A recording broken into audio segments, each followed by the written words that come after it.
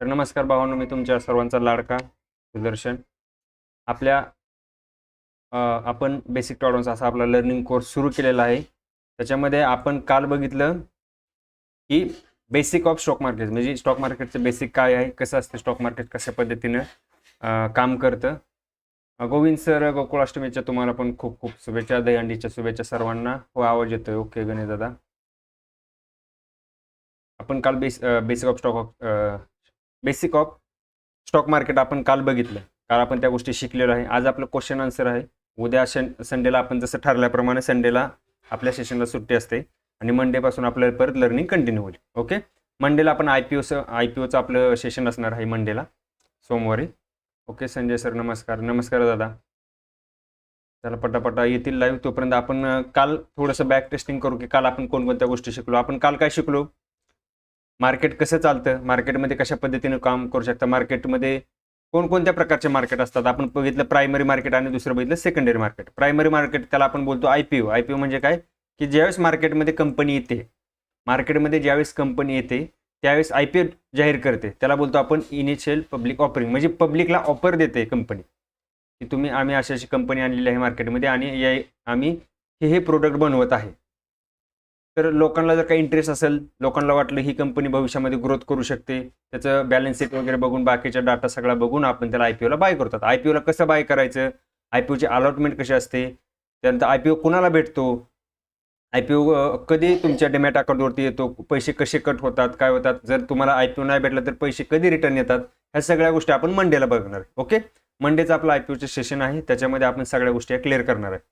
आपण real demat अकाउंटवरती मी apply करून पण तुम्हाला दाखवणार आहे की आयपीओ कसा बाय केला जातो, त्याच्यासाठी काय कंडिशन असतात, कशा असतात, आयपीओ कुणाला दिला जातो, फक्त रिटेलरला भेटतो का मोठ्या लोकांनाच फक्त आयपीओ भेटतो, त्या सगळ्या गोष्टी आपण त्यावेळेस बघणार आहे. ओके, त्याच्यात आपण बघितलं सेकंडरी मार्केट. सेकंडरी मार्केट म्हणजे मी काय तुम्हाला सांगितलं की सेकंडरी मार्केट हे असं मार्केट असतं ज्यावेळेस आयपीओ एखाद्या कंपनीचं किंवा एखादी कंपनी मार्केटमध्ये येते, आल्यानंतर त्याच्यामध्ये जे आपण बाईंग सेलिंग करतो, बाय सेल करतो. लक्षात ठेवा, ज्यावेळेस मार्केटमध्ये एखादी XYZ कंपनी येते, आल्यानंतर त्या कंपनीचे शेअर्स फिक्स असतात. काय म्हणतो मी, समजा एखाद्या कंपनीचे शेअर्स असतील, समजा 1 लाख शेअर्स आहेत, तर त्या कंपनीचे 1 लाखच शेअर्स असतात. शेअर्स कधीही वाढत नसतात. लक्षात ठेवा, शेअर्स वाढत नाहीत, फक्त काय वाढते, शेअरची प्राइस वाढते. समजा कंपनीने 1 लाख शेअर्स मार्केटमध्ये आणले आणि एका शेअरची किंमत समजा 100 रुपये असेल. जर लोकांची डिमांड असेल, लोकांची मागणी असेल, तर या कंपनीमध्ये काय केलं जातं, बाईंग सेलिंग केली जाते, परंतु शेअरची संख्या कधीही वाढत नसते.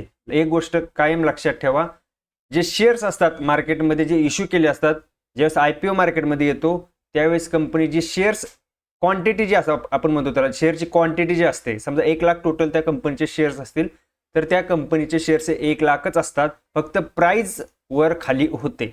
लक्षात घ्या, आज एखादा शेअर समजा 2000 रुपयाला आहे, पण तो ज्यावेळेस मार्केटमध्ये आला होता त्या समजा तो मी म्हणतो 1000 रुपयाला असेल, बरोबर आहे, परंतु आता तो 2000ला आहे, म्हणजे त्याची नंबर ऑफ शेअर्स वाढले का, तर शेअर्स वाढलेले नाहीत, प्राइस वाढलेली आहे. येते लक्षात, प्राइस वाढलेली आहे, शेअर्स वाढत नसतात. ही गोष्ट कायम डोक्यात फिट ठेवा. येते लक्षात, नंबर ऑफ शेअर्स कधीही वाढत नाहीत, स्टॉकची प्राइस वर खाली होते. जर लोकांची मागणी असेल तर त्याची प्राइस वाढते, म्हणजे डिमांड असेल एखाद्या शेअरची तर त्याची प्राइस वाढली जाते. नंबर ऑफ शेअर्स कधीही त्या एखाद्या पर्टिक्युलर स्टॉकचे वाढत नसतात. ज्यावेळेस कंपनी मार्केटमध्ये येते त्यावेळेस जे शेअर्स कंपनीने दिलेले असतात, समजा 1 लाख शेअर्स असतील एखाद्या कंपनीचे, तर त्या कंपनीचे 1 लाखच शेअर्स असतात, फक्त प्राइस वर खाली होते. येते लक्षात, त्याला बोलतो आपण सेकंडरी मार्केट. सेकंडरी मार्केटमध्ये आपण काय करतो, बाय आणि सेल करतो. आपल्याला एखाद्या कंपनीमध्ये वाटलं की उद्या ही कंपनी भविष्यामध्ये खूप मोठा प्रॉफिट करणार आहे किंवा ही कंपनी फायद्यात येणार आहे आज न उद्या, तर आपण त्याला काय करतो, त्याच्यामध्ये बाय करून ठेवतो. समजा आज तुम्ही 1000 रुपयाचा शेअर्स बाय करून ठेवला, आपल्याला फायदा कधी होतो, जर तो शेअर्स 1000 रुपयावरून वर गेला तर आपल्याला फायदा आहे. जर समजा तो शेअर्स घसरला 900 रुपयाला आला तर आपल्याला पर शेअर मागं 100 रुपयाचा लॉस होतो. एवढं तर सर्वांना माहित आहे. ओके, विचारा काय क्वेश्चन असते तर तुमचे. मी तरी पण तुम्हाला फक्त काल आपण काय शिकलेलं आहे त्या गोष्टी परत एकदा रिमाइंड करतोय, फक्त रिमाइंडसाठी या गोष्टी सांगितल्या. सेकंडरी मार्केट बघितलं, त्याच्यानंतर आपण काय बघितलं, NSE BSE. बऱ्याच लोकांना क्वेश्चन आहे की NSE काय आहे आणि BSE काय आहे. आणि अजून एक जणांनी मला कोणीतरी काल क्वेश्चन जाताना विचारला होता की NSE मध्ये समजा HDFCचा शेअर्स असेल, HDFCचा शेअर्स असेल NSE मध्ये, समजा HDFC शेअरची किंमत समजा 1900 रुपये आहे NSE मध्ये, तर BSE मध्ये पण तेवढीच असते का? येस दादा, BSE मध्ये पण त्या शेअरची किंमत तेवढीच असते. असं नाही की NSE मध्ये 1900 रुपये आणि BSE मध्ये 5000 रुपये आहे, असं नसतं. फक्त हे स्टॉक एक्सचेंज आहेत, फक्त स्टॉकला एक्सचेंज करतात. याच्यामध्ये प्राइस दोन्हीकडेही, समजा NSE मध्ये पण HDFC बँक असेल आणि BSE मध्ये पण तो लिस्टेड असेल, तर दोन्हीकडे तुम्हाला सेमच प्राइसला तो भेटतो. येतं लक्षात? NSE मध्ये पण 1900 रुपयालाच भेटणार तो आणि BSE मध्ये पण तो 1900 रुपयाला भेटणार. असं नाही की NSE NSE मध्ये तो 1900ला आहे आणि BSE मध्ये 5000ला, असं होत नाही. पण एक लक्षात ठेवा, काय काय शेअर्स असतात, मी काय सांगितलं तुम्हाला, NSE मध्ये टोटल शेअर्स किती आहेत? 2000 प्लस शेअर्स आहेत, बरोबर आहे, 2000 प्लस शेअर्स आहेत. परंतु BSE मध्ये किती आहेत? टोटल 5000 प्लस आहेत. काही शेअर असे असतील BSE मधले की ते NSE मध्ये लिस्टेड नाही आहेत, NSE मध्ये ते लिस्टेड नाही आहेत, बरोबर आहे. 5000 शेअर्स आहेत, परंतु NSE मध्ये फक्त 2000 आहेत. मग राहिलेले 3000 जे आहेत ते NSE मध्ये लिस्टेड नाही, ते फक्त BSE मध्ये लिस्टेड आहेत. ओके, मग तुम्हाला ते BSE मध्येच उचलावे लागतात.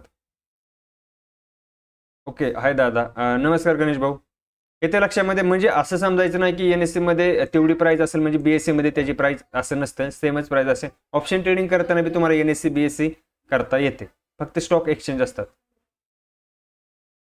एक्झाम्पल सोबत एक्सप्लेन करा सर. शेअर म्हणजे एक्झॅक्टली क्वांटिटी काही प्रोडक्ट असतात, शेअर डोंट अंडरस्टँड.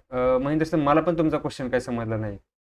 एक्झाम्पल सोबत एक्सप्लेन करा सर. शेअर म्हणजे एक्झॅक्टली क्वांटिटी नाही. हां, त्यांचं आता लक्षात आलं मला की, नमस्कार सर. ओके, नमस्कार दादा. त्यांचं म्हणणं असं आहे की नंबर ऑफ शेअर्स. आता तुम्हाला एक्झाम्पल दाखवतो. मी एक हे ओपन करतो, मी तुमच्या लक्षात येईल. कोणता एक शेअर्स घ्या, समजा रिलायन्स हा शेअर्स आहे, समजा दुसरा घेऊ आपण, बोलू ॲक्सिस बँक घेऊ एखादा. Okay, axis bank. आता ॲक्सिस बँकचा शेअर्स आहे, बरोबर आहे. हे बघा, ॲक्सिस बँक हा एक शेअर आहे, याची किंमत किती आता सध्या? 1067 रुपये आहे, बरोबर आहे. ज्यावेळेस इथे बघा नंबर ऑफ शेअर्स दिसतात बघा याच्यामध्ये, म्हणजे टोटल या ॲक्सिस बँकचे शेअर्स किती आहेत मार्केटमध्ये, किती शेअर्स आहेत? तर शेअर्स आहेत बघा 310 करोड. किती? 310 करोड, म्हणजे टोटल नंबर ऑफ शेअर्स किती आहेत? 310. ज्या वेळेस मार्केटमध्ये ही कंपनी आली त्यावेळेस पण एवढेच शेअर्स होते. शेअर्स वाढत नसतात, प्राइस वाढते, लक्षात ठेवा. प्राइस वाढते, शेअर्स वाढत नाहीत. हां, शेअर समजा स्प्लिट झाले तर होतं. इथे लक्षात, स्प्लिट झाले म्हणजे बघा, काही जणांना एकाच, समजा स्प्लिट झाला आपण बोलतो त्याला, तर स्प्लिट काय असतं, ते काय असतं, आपण ते डिटेलमध्ये शिकणार आहे. ठीक आहे, ते आपण डिटेलमध्ये शिकणार आहे की शेअर्स स्प्लिट कसे होतात, ते आपण डिटेलमध्ये शिकणार. फक्त लक्षात ठेवा, ज्यावेळेस कंपनी मार्केटमध्ये येते त्यावेळेस समजा 310 करोड शेअर्स असतील तर आता हे तेवढे शेअर्स आहेत, फक्त प्राइस वर खाली होते, प्राइस वर खाली होते. ठीक आहे, ओके. रोज किती वाजता दादा? रोज मी 9 वाजता लाईव्ह असतो. टेलिग्रामला तुम्ही जॉईन नसाल अभिजित सर, तर तुम्ही टेलिग्रामला जॉईन व्हा, कारण त्याच्यावरती आपण अपडेट करतो. ऑलरेडी आपण 1 तास अगोदर आपल्या सेशनची लिंक पाठवतो टेलिग्रामवरती. यूट्यूबला तर लाईव्ह येणारच आहे, त्यात काय विषयच नाही आहे. ओके, अजून विचारा.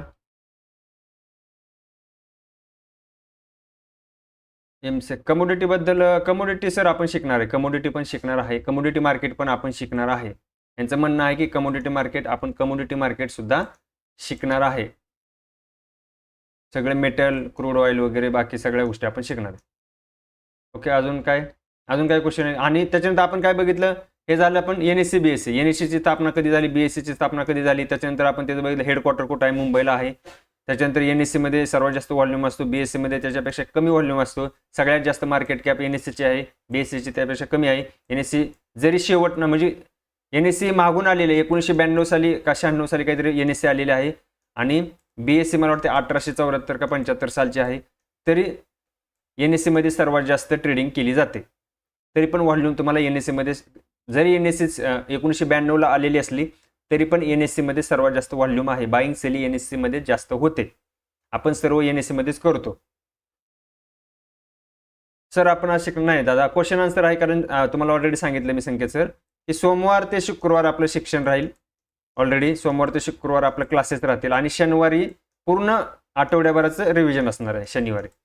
म्हणजे आपण क्वेश्चन आन्सर म्हणा किंवा रिव्हिजन, थोडक्यात रिव्हिजन घेतो आणि त्याच्यानंतर रविवारी आपलं पूर्ण सेशनला सुट्टी असणार. रविवारी कोणताही क्लास होणार नाही, ना क्वेश्चन आन्सर ना लर्निंग फक्त आपली चालणार सोमवार ते शुक्रवार, जो की काल शुक्रवार तर आज शनिवार आहे. शनिवारी फक्त आपण काय करतो, जे आठवड्याभराचं झालेलं आहे त्याचं एक रिव्हिजन घेतो. आणि त्याच्यामध्ये पण तुम्हाला काय अडचण असतील, या आठवड्यामध्ये आपण ज्या गोष्टी शिकलेलो आहे त्याच्यामध्ये जरी तुम्हाला काय अडचण असेल तर तुम्ही शनिवारी ते मला विचारू शकता. ओके, पहिले बेसिक पक्के असणे महत्त्वाचे. येस दादा, आपण बेसिकच क्लिअर करतोय. आपण बेसिक टू ॲडव्हान्स कोर्स घेतलेलाच आहे. त्यासाठी आपण सोमवारी IPO शिकणार आहे. IPO म्हणजे काय, मार्केटमध्ये कंपनी येते, कोणत्या कंपनीला मार्केटमध्ये आणलं जातं, कोणत्या कंपनीला CB परमिशन देत नाही, ह्या सगळ्या गोष्टी आपण सोमवारी शिकणार आहे. याच्यामध्ये IPO आपण कसा बाय करू शकतो, आपल्याला IPO कधी भेटतो, त्याच्यानंतर जर IPO आपल्याला भेटलाच नाही तर पैसे आपले कसे रिटर्न येतात, किती रिटर्न येतात, सगळ्या गोष्टी आपण शिकणार. ओके, त्याच्यामुळे सोमवारचं सेशन सगळ्यांनी अटेंड करा. सोमवारी पण संध्याकाळी 9 वाजता आपलं लाईव्ह सेशन असेल. ऑप्शन सेलिंग आणि ऑप्शन हेजिंग शिकवणार. येस दादा, ऑप्शन सेलिंग आणि हेजिंग दोन्ही गोष्टी शिकणार आहे. मी प्युअर ऑप्शन सेलर आहे. मी नेकेड ऑप्शन सेलिंग करतो प्लस हेजिंग पण करतो. ऑप्शन सेलरच आहे मी, ऑप्शन बायर ट्रेडर कमी आहे. ऑप्शन सेलिंग मी जास्त करतो. सर्वांना माझ्या जुने जे यूट्यूबर आहेत किंवा सबस्क्रायबर आहेत त्यांना माहिती आहे ऑलरेडी की मी ऑप्शन सेलिंग जास्त करतो.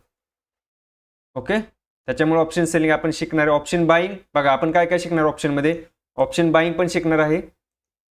एक सेकंड, हे बघा, option buying, option selling. Option बाईंगमध्ये पण हेजिंग असते आणि ऑप्शन सेलिंगमध्ये पण हेजिंग असते. ह्या दोन्ही गोष्टी आपण शिकणार. Naked option buying, naked option selling. त्याच्यानंतर विथ हेजिंग, बाईंगमध्ये पण हेजिंग केली जाते आणि सेलिंगमध्ये पण हेजिंग केली जाते. आणि लक्षात ठेवा, सेलिंगमध्ये हेजिंग करताना समजा जर आपली डायरेक्शन चुकली किंवा आपल्या अपोजिट डायरेक्शनला मार्केट चाललं तर आपला लॉस चालू झाला तर त्याला ॲडजस्टमेंट कसं केलं जातं हे पण आपण शिकणार आहे. ॲडजस्टमेंट, विथ ॲडजस्टमेंट, येतं लक्षात, म्हणजे ॲडजस्टमेंट पण आपण शिकणार आहे. हेजिंगमध्ये ॲडजस्टमेंट कोणी शिकवत नाही. तुम्ही बघा यूट्यूबवर, तुम्हाला मी सांगतो तुम्हाला पेड कोर्सेसमध्ये सुद्धा ह्या गोष्टी शिकवल्या जात नाही. पेड कोर्सेसमध्ये सुद्धा तुम्हाला ऑप्शन सेलिंगमध्ये हेजिंग विथ ॲडजस्टमेंट कोणीही शिकवत नाही. तुम्ही कोणताही पेड कोर्सेस करा, किती महाग करा, या गोष्टी तुम्हाला शिकवल्या जात नाहीत. ते तुम्हाला स्वतःलाच ॲडजस्टमेंट करावं लागतं. येत्या लक्षात, त्या गोष्टी पण आपण शिकणार. ॲडजस्टमेंट म्हणजे काय, समजा आपण एखादी पोझिशन घेतली सेलिंगची, विथ हेजिंग आहे, हेज केलेलं आहे आपण सेलिंगला, आपण हेज करून चाललेलं आहे. पण समजा हेजमध्ये पण आपली डायरेक्शन चुकलेली असेल किंवा आपला लॉस सुरू झाला तर त्यावेळेस आपण कोणती पोझिशन क्लोज केली पाहिजे आणि कोणती पोझिशन त्याच्यामध्ये परत ॲड केली पाहिजे, ह्या सगळ्या गोष्टी आपण शिकणार आहे. ओके, मी बऱ्याच वेळा IPOला अप्लाय केलं पण कधीच भेटला नाही. असं नाही दादा, मला भेटलेलं आहेत भरपूर. मला बघा, पाठीमागे एक बजाज हाऊसिंगचा पण भेटला होता, तो पण चांगला ओपन झाला. बजाज हाऊसिंग पण मी माझ्या मिसेसच्या नावावर आणि माझ्या नावावर अप्लाय केला होता. तर माझ्या मिसेसला भेटला, मला नाही भेटला, पण माझ्या मिसेसच्या नावावर मी 2-3 अकाउंटवरनं अप्लाय केला. समजा, लक्षात ठेवा, तुमचे 2-3 असं नाही समजायचं, माझं एंजल वनमध्ये पण आहे अकाउंट, माझं झिरोदामध्ये पण आहे, माझं धनमध्ये पण आहे. समजा तुमचं तिन्हीकडं सेम एकाच पॅन कार्डवरती जर तुमचं अकाउंट असेल, म्हणजे एकाच व्यक्तीच्या नावाने जर का तुमचं अकाउंट असेल तर भावना तुम्ही असं नाही, तुम्ही एंजल वनला समजा तुम्हाला एखादा IPO खूप आवडला आहे, म्हणजे तो प्रॉफिटेबल आहे, तो IPO कंपनी मार्केटमध्ये येणार आहे. समजा बजाज हाऊसिंगच पकडून चला, बजाज हाऊसिंग आहे, हा IPO अप्लाय करण्यासाठी तुम्ही एंजलवरून पण अप्लाय केला, झिरोदावरनं पण केला आणि धनवरनं पण केला, म्हणजे तुम्ही 3 ब्रोकरचा यूज केला. पण असं नाही समजायचं की मी 3 ब्रोकर यूज केला म्हणजे मला भेटेलच. लक्षात ठेवा, या तिन्ही ह्याला तुमचं एकच पॅन कार्ड असतं. पॅन कार्डवरती तुमचा IPO असतो. लक्षात ठेवा तुम्ही, असं नाही समजायचं की मी 3 डिमॅट अकाउंट यूज करतोय म्हणजे मला IPO भेटेलच, असं होत नाही. बऱ्याच जणांचा हा गैरसमज आहे, लक्षात ठेवा, असं नसतंय ते. तुमचं पॅन कार्ड एकच आहे, लिंक एकच आहे, त्याच्यामुळे तुम्हाला काय केलं जातं, पॅन कार्डवरती एकच IPO तो पकडला जातो, एकच अप्लाय पकडला जातो. असं नाही समजायचं की माझ्याकडे 4-4, 5-5 डिमॅट अकाउंट आहेत, माझ्या एकट्याच्या नावावर आहेत. हां, समजा तुमचं डिमॅट अकाउंट वेगवेगळं असते. समजा एक अकाउंट आहे तुमच्या एंजल वनमध्ये, तुमचं अकाउंट आहे, समजा तुम्ही अप्लाय केला, सेम बजाज हाऊसिंगला केला, तुमच्या मिसेसच्या नावावर समजा झिरोदामध्ये आहे, झिरोदामधून अप्लाय केला, तर कारण तुमचं पॅन कार्ड वेगवेगळं झालं ना, पॅन कार्ड वेगवेगळं झालं की अप्लाय केलं तरी चालतं. म्हणजे तुमचे 2 ॲप्लिकेशन तिथे पडले जाऊन. परंतु तुम्ही एकाच नावाने 3 जर का डिमॅट अकाउंट असतील आणि तुम्ही एकच सेम IPO जर का अप्लाय करताय तर लक्षात ठेवा, तुमचं पॅन कार्ड हे एकच आहे. ओके, सर IPO कसा सिलेक्ट करायचा, ते बघून आपण शिकणार आहे दादा. उद्या आपण फंडामेंटली शिकणार आहे. फंडामेंटल कोणकोणत्या गोष्टी, IPO कोणता बाय करायचा, कोणत्या IPOला आपण अप्लाय करायचा आणि कोणत्या IPOला आपण अप्लाय नाही करायचा, हे आपण सोमवारी शिकणार आहे डिटेलमध्ये. ओके दादा, सोमवारी 100% या सगळ्या गोष्टी तुमच्या क्लिअर होतील. IPO बद्दल सगळ्या गोष्टी, कोणत्या IPOला आपण बाय करू शकतो, कोणत्या IPOला आपण बाय नाही करायचं, कोणकोणत्या गोष्टी बघितल्या पाहिजेत आणि कोणत्या दिवशी अप्लायला आपण अर्ज करायचा, हे पण आपण शिकणार आहे. बरोबर आहे, लक्षात ठेवा. आणि आता ते सांगितलं ते एक लक्षात ठेवा की जास्त तुम्ही डीमॅट अकाउंट यूज केले म्हणजे तुम्हाला IPO भेटतो असं नाही होत. आणि अजून एक गोष्ट फक्त एक ॲडव्हान्स तुम्हाला सांगून देतो आताच, लक्षात ठेवा. जर का एखाद्या समजा बजाज हाऊसिंगलाच बघा, मध्ये खूप मान्यता होती किंवा खूप मागणी होती बजाज हाऊसिंगला, बरोबर. एखाद्या समजा IPOला खूपच मागणी असेल, आता तुमचं म्हणणं असेल की सर हा IPO मग सिलेक्ट कसा केला जातो. समजा भरपूर मागणी आहे तर मग समजा जेवढे शेअर्स आहेत त्याच्यापेक्षा जास्त लोकांनी अप्लाय केलं तर कसं, तर भावांनो हे आहे ना रँडम टाईप उचलले जातात. आपण जसं बघा ग्रामीण भागात तुम्ही बघितलं असं बघा, चिठ्ठ्या उधळून जसं केलं जातं, पहिलं चिठ्ठ्यावर चालत, पण आता हे काय केलं जातं रँडम टाईप, अल्गोरिदम टाईप, ज्याला म्हणजे एक सिलेक्टेड नाही का त्यांनाच भेटून जातो. असं नाही समजायचं की मला नाही भेटला किंवा ऑपरेटरलाच फक्त भेटला, असं नाही होते. फक्त चिठ्ठ्या टाईपच उचललं जातं, फक्त ते सिस्टममध्ये तशा गोष्टी केलेल्या असतात. ओके, असं नाही समजायचं की मला IPO कसं काय नाही, मला भेटलेला आहे IPO, बजाज हाऊसिंगचा भेटला, त्याच्यानंतर बघा अजून भरपूर NSDLचा परवा दिवशी भेटला, NSDL ओपन झाला बघा, माहिती असेल बऱ्याच जणांना, NSDLचा पण IPO मला भेटलेला आहे, तो पण चांगला ओपन झालेला आहे, त्यानं पण चांगले, आणि ओपन झाला की मी लगेच क्लोज करून टाकतो, त्याला एक्झिट होऊन जातो. आणि IPO ज्यावेळेस मार्केटमध्ये येतो तो लक्षात ठेवा, एखादी कंपनी ज्यावेळेस मार्केटमध्ये येते ना ते 10 वाजता येते, माहितीसाठी सांगतो. 9:15ला आपलं मार्केट चालू होतं. आणि समजा एखाद्या कंपनीची लिस्टिंग समजा आता कधी सोमवारी असेल, सोमवारी किती तारीख आहे समजा, आज 16 आहे, 17, 18 तारीख सोमवारी आहे समजा, तर 18 तारखेला काय होणार, 10 वाजता कंपनी मार्केटमध्ये येणार, त्याच्या अगोदर मार्केटमध्ये येत नाही. 10 वाजता लिस्टिंग होते कंपनी, टायमिंग आहे तिचं 10 वाजताचं. जी पण कंपनी ज्या तारखेला येणार असते ना ती 10 वाजताच येते. 10 वाजता तिथे NSE BSE मध्ये समजा ज्या ह्याच्यामध्ये तिचं लिस्टिंग झालंय त्याच्यामध्ये बेल वाजवली जाते आणि त्या कंपनीचं उद्घाटन केलं जातं. जसं आपण आपलं बघा याचं गाळ्याचं वगैरे उद्घाटन करतो, रेबिन वगैरे कट करून, तसं त्यांचं उद्घाटन केलं जातं तिथं बेल घंटा वगैरे वाजवून. येते लक्षामध्ये, हे असं असतं 10 वाजता येतं. असं नाही समजायचं की 18 तारखेला समजा लिस्टिंग असेल म्हणजे कंपनी मार्केटमध्ये येते म्हणजे ती 9:15 वाजताच येईल, नाही, 10 वाजता येते ती कंपनी मार्केटमध्ये.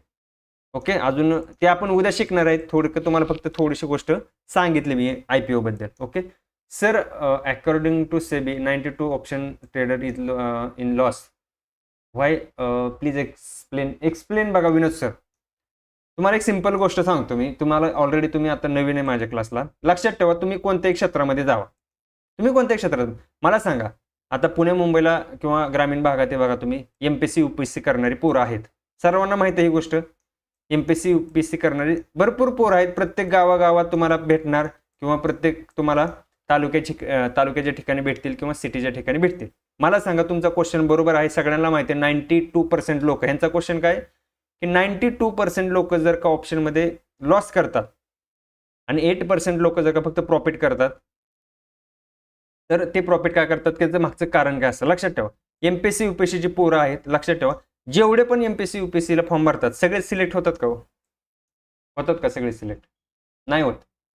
सगळेच IPS IAS होतात का, किंवा सगळेच अधिकारी होतात का, नाही होत. का, कारण ज्याच्याकडे क्वालिटी असते किंवा ज्याच्याकडे खरंच आहे तेच व्यक्ती किंवा तोच माणूस अधिकारी होतो. दरवर्षी किती मला सांगा 5 ते 10 लाख अर्ज भरले जातात आणि सिलेक्टेड पोरं किती होतात, 1000 किंवा लईत लई मी म्हणतो 2000. येते लक्षात. म्हणजे कसं आहे, ज्याच्याकडे क्वालिटी आहे. आता बघा मेडिकलला पण तुम्ही जावा, मेडिकलला पण बघा सगळेच लोक डॉक्टर होतात का, नाहीत होत. होत नाही सगळीच लोक डॉक्टर का, होतात डॉक्टर, नाहीत होत ना. कारण कुठल्याही क्षेत्रात जावा विनोद सर तुम्ही, तुम्हाला 8 ते 10%च लोक म्हणजे त्याच्यामध्ये सक्सेस होताना दिसतील. असं नाही की मेडिकल क्षेत्रामध्ये जास्त लोक सक्सेसफुल होतात आणि शेअर मार्केटमध्ये जास्त होत नाहीत, असं नाही. तुम्ही कुठल्याही क्षेत्रात जावा, MPSC मध्ये जावा, UPSC मध्ये जावा, कुठल्याही क्षेत्रामध्ये जावा, 8 ते 10%च लोक सक्सेसफुल होतात. तसंच शेअर मार्केटमध्ये आहे. म्हणजे ज्याच्याकडे इतरांपेक्षा काहीतरी कला आहे, ज्याच्याकडे इतरांपेक्षा काहीतरी एक्स्ट्रा नॉलेज आहे, तीच लोक या स्पर्धेमध्ये टिकतात. MPSC म्हणा, UPSC म्हणा किंवा मेडिकलच्या कुठल्याही क्षेत्र, इंजिनिअरिंग क्षेत्रात जावा, कुठल्याही क्षेत्रामध्ये जावा. तसंच शेअर मार्केटमध्ये आहे दादा, बाकी काही नाही आहे. तुम्ही कोणत्या क्षेत्र बघा, आता तुम्ही ऑलरेडी शिक्षण केलं असेल, तुम्हाला माहीत ज्या क्षेत्रामध्ये सक्सेसफुल जी लोक झालेले आहेत त्यांनी काहीतरी एक्स्ट्रा नॉलेज घेतलेलं आहे किंवा एक्स्ट्रा काहीतरी अभ्यास केलेला आहे. सर तुम्ही share market A to Z माहिती देता, ही माहिती आमच्या सारख्यांना खरंच माहिती नसतं. एवढी कंपनी लिस्ट कशी होते ही माहिती आज कळाली. ओके धन्यवाद. मी ऑलरेडी सांगितलं कंपनी मार्केटमध्ये येताना लक्षात ठेवा. आता तुमची एखादी कंपनी आहे, तुम्ही म्हणाल माझी कंपनी मला पण मार्केटमध्ये आणायची आहे, तर त्याला लक्षात ठेवा सगळ्यात पहिलं तुमचं रिपोर्ट NSE कडे जातो. सगळ्यात प्रथम काय होतं, तुमची एखादी कंपनी आहे, समजा XYZ तुमची कंपनी आहे आणि तुम्हाला ती कंपनी मार्केटमध्ये आणायची, शेअर मार्केटमध्ये आणायची आहे तुमची कंपनी. तर तुम्ही असे लगेच डायरेक्ट कंपनी आणू शकता का मार्केटमध्ये? डायरेक्ट कंपनी आणू शकता का नाही? तुम्हाला काय करावं लागतं, जर तुमच्या कंपनीला शेअर मार्केटमध्ये यायचं असेल तर सर्वात प्रथम तुम्हाला काय करावं लागेल, सेबीकडे जावं लागेल. कोणाकडे जावं लागेल? सेबीकडे. सेबी काय असतं आपण काल बघितलेलं आहे. सेबी म्हणजे एक प्रकारे CIDचं काम करते. CID म्हणजे सगळी चौकशी करणं, सगळे गुप्तवार्ता ठेवणं, सगळ्यांवर नजर ठेवणं, कोण काय करतंय, कोण फ्रॉड करतंय, कोण स्कॅम करतंय, कुठल्या स्टॉकमध्ये पंप अँड डंप चालू आहे, कोणत्या स्टॉकमध्ये ऑपरेटर गेम करतोय, या सगळ्या गोष्टीवर कोण करतं? सेबी बारकाईनं निरीक्षण करतं. रिटेलरचा लॉस कुठं होतोय, काय होतोय. त्याच्यामुळे बघा एक्सपायरी पण आता हळूहळू चेंज व्हायला लागल्यात. बँक निफ्टीची एक्सपायरी आता मंथली झाली. पहिली विकली होती, विकली प्लस मंथली होती, आता फक्त मंथली केली. निफ्टीची आता विकली प्लस मंथली आहे, त्याच्यावर पण मीटिंग चालू आहे. त्याच्यावर भविष्यात मंथली एक्सपायरी होण्याचं त्यांचं नियोजन सुरू आहे करण्याचं. म्हणजे सेबी काय करते, स्वतःचं रूल बनवते. सेबी जे रूल मान्य करेल ते शेअर मार्केटला मान्य करावंच लागतं. सेबी जे रूल बनवेल एक प्रकारे शेअर मार्केटमध्ये ते रूल्स फिक्स झाले. सेबी उद्या म्हणली मंथली एक्सपायरी करा निफ्टीची, मंथली एक्सपायरी होणार, कारण सेबी हे CIDचं काम करते. येते लक्षामध्ये? त्याच्यामुळं सेबी हे आपण काल शिकलेलं आहे. आणि सेबीकडे काय करते, आपली कंपनी, आता आपण परत आपल्या मुद्द्यावर येऊ. आपली कंपनी आपल्याला मार्केटमध्ये आणायची आहे, आपल्याला काय करावं लागेल, सगळ्यात प्रथम सेबीकडे जावं लागेल. आता सेबी काय म्हणते मग, सेबी म्हणते तुझा जो पण प्रोडक्ट आहे किंवा जी पण तुझी कंपनी आहे त्याची डिटेल्स आम्हाला दाखव, त्याची फाईल दाखव, तू कुठल्या, तुझ्या कंपनीचं नाव काय, तू कंपनी कधी स्थापन केली, आता तुझा कंपनीचा पोर्टफोलिओ किती आहे किंवा तुझी कंपनीची मार्केट कॅप किती आहे, म्हणजे तुझ्या कंपनी आता किती पैशाची बनलेली आहे. तुझ्या कंपनीनं आतापर्यंत पाठीमागं जेव्हापासून आली, समजा तुमची कंपनी आली 2020 पासून आली असेल, तुम्ही कंपनी एखादी स्थापन केली आणि आता झाले 5 वर्ष, म्हणजे 2025 सुरू आहे. या 5 वर्षामध्ये तुझ्या कंपनीनं किती प्रॉफिट आणि ग्रोथ केलाय किंवा लॉस केलाय, हे सगळं आम्हाला बॅलन्स शीट दाखव. हे सगळं काय दाखव, आम्हाला बॅलन्स शीट दाखव. मग सेबी ठरवते की ती बॅलन्स शीट बघून ते सगळे रेकॉर्ड बघतं, त्याच्यानंतर ठरवतं की ही कंपनी मार्केटमध्ये आणायची का नाही आणायची. हे कोण ठरवतं? सेबी ठरवतं. बाकी कुणालाही अधिकार नाहीये की कोणत्या कंपनीला मार्केटमध्ये आणायचं आणि कोणत्या कंपनीला. सेबीनं जोपर्यंत परमिशन देत नाही तोपर्यंत तुमची कंपनी मार्केटमध्ये येत नाही, तोपर्यंत कंपनी मार्केटमध्ये येत नाही. सगळ्यात मेन रोल हा सेबीचा आहे कंपनीमध्ये. येते लक्षात? हॅलो सर, हाय दादा, संतोष सर नमस्कार. ओके नमस्कार भाऊ. अभिजित, काल 9ला लाईव्ह नाही होता दादा, थोडंसं लेट झालं होतं काल, टेक्निकल प्रॉब्लेम होता, थोडंसं लाईव्हला काल अडचण आली होती, कारण सिस्टम अपडेट करायला थोडा वेळ लागला मला. ऑप्शन सेलिंग कोणती स्ट्रॅटेजी वापरतो? ऑप्शन सेलिंगमध्ये मी नेकेड ऑप्शन सेलिंग करतो, हेजिंग करतो, सगळ्या गोष्टी करतो दादा. डायरेक्शनल पण करतो. आता समजा मला वाटलं आज मार्केट वर जाणार आहे, तर मी काय करेल, मी पुट शॉट मारेल. समजा मला वाटलं आज मार्केट खाली जाणार, तर मी काय करेल, कॉल शॉट मारेल. इथे लक्षात? नेकेड पण ऑप्शन सेलिंग करतो मी. आणि समजा मला वाटलं हेजिंग करायचं, मी हेजिंग पण करतो दादा. ओके, अजून विचारा काय क्वेश्चन आहे का सर? ओके, ऑप्शन सेलिंग इंट्राडेमध्ये करता की कॅरी फॉरवर्ड? कॅरी फॉरवर्ड मी दादा करत नाही, इंट्राडेमध्येच काय असेल ते. कारण ऑप्शन सेलिंगमध्ये एक गोष्ट लक्षात ठेवायची, ऑप्शन सेलिंग तुम्ही करताना भावनो, एक तर हेजिंग करा. तुम्हाला कॅरी फॉरवर्ड जर का करायचं असेल, जर तुम्ही ऑलरेडी दिलीप सर, तुम्ही जर का ऑप्शनमध्ये थोडंफार तुम्हाला मार्केटचं नॉलेज असेल, तुम्ही ऑप्शन सेलिंग जर का करताय, तर ऑप्शन सेलिंगमध्ये एक गोष्ट कायम लक्षात ठेवायची की जर का मार्केट आज क्लोज होणार आहे आणि क्लोज होताना तुम्ही एखादी पोझिशन घेतली, तर लक्षात ठेवा विथ हेज घ्यायचं, हेजिंग करूनच घ्यायचं जर तुम्हाला कॅरी फॉरवर्ड करायचे असेल तर. म्हणजे उद्यासाठी किंवा डिलिव्हरीमध्ये तुम्हाला जर का ठेवायचं. याचं कारण काय, जर का मार्केट उद्या खूप मोठं गॅप अप किंवा गॅप डाऊन ओपनिंग झालं तर तुमचा लॉस होऊ शकतो. इथे लक्षात, अचानक जर का तुम्ही समजा कॉल शॉर्ट मारून बसलाय, तुम्हाला वाटत होतं की मार्केट उद्या गॅप डाऊन ओपनिंग होईल, तुम्ही काय केलं, कॉल शॉर्ट मारला, बरोबर, तुम्हाला वाटलं गॅप डाऊन ओपनिंग होईल. जर का मार्केटनं गॅप अप ओपन दिलं तर लक्षात ठेवा सेलरचा सगळ्यात जास्त loss gap up gap down मध्ये होतो. त्याच्यामुळे मी काय करतो, जर का मला कॅरी फॉरवर्ड पोझिशन घ्यायची असेल तर मी काय करेल, विथ हेजिंग सोबत घेईल, हेज करेल त्याला, म्हणजे प्रॉफिट झाला तरी पण जास्त होणार नाही आणि लॉस झाला तरी मला जास्त होणार नाही. अशा पद्धतीने मी हेजिंग करतो, कॅरी फॉरवर्ड करतो. कॅरी फॉरवर्डमध्ये नेकेड सेलिंग करायची नसते. कॅरी फॉरवर्डमध्ये जर तुम्ही हेजिंग करताय तर मग चांगली गोष्ट आहे, हेजिंग तुम्ही कॅरी फॉरवर्डसाठी घेऊ शकता. परंतु naked option selling, gap up gap down, market 200 पॉईंटने गॅप अप गॅप डाऊन होते, त्यावेळेस ऑप्शन सेलरचा खूप मोठा लॉस होतो. ऑप्शन सेलर असाल तर सांगतो, सर सेबीला मार्केटमधून फक्त आपल्यासारखे रिटेलर नको आहेत, आहे का, असेच दिसते. असं नाही आहे दादा, काय उलट सेबी आपला विचार खूप करते, कारण सेबीला माहित आहे की ते ना बघा, आता त्यांनी एक्सपायरी का चेंज केली माहिती आहे का, पहिली वीकली एक्सपायरी होती, मंथली एक्सपायरी काय केली माहिती आहे का, कारण वीकलीमध्ये आपले रिटेलर काय करायचे, हिरो झिरोला जास्त पैसा खात होते. हिरो झिरो म्हणजे खूप मोठे मॅनिप्युलेशन चालत होतं. याच्यासाठी सेबीने काय केली, मंथली एक्सपायरी केली. कारण आठवड्यातला जर का एक दिवस हिरो झिरो आहे तर टोटल महिन्यामध्ये किती तुम्ही दिवस करणार, 4 दिवस तुम्ही हिरो झिरो करणार, बरोबर, मग 4 दिवस तुमचा लॉस होणार आहे हिरो झिरोसाठी. कारण हिरो झिरोमध्ये बरीच लोक हिरो झिरो ट्रेडिंग करतात. त्याच्यामुळे काय केलं की सेबीला वाटलं की महिन्यातनं एखादा हिरो झिरो ठीक आहे, म्हणून त्यांनी काय केलं, एकच हिरो झिरो ठेवला शेवटच्या दिवशी.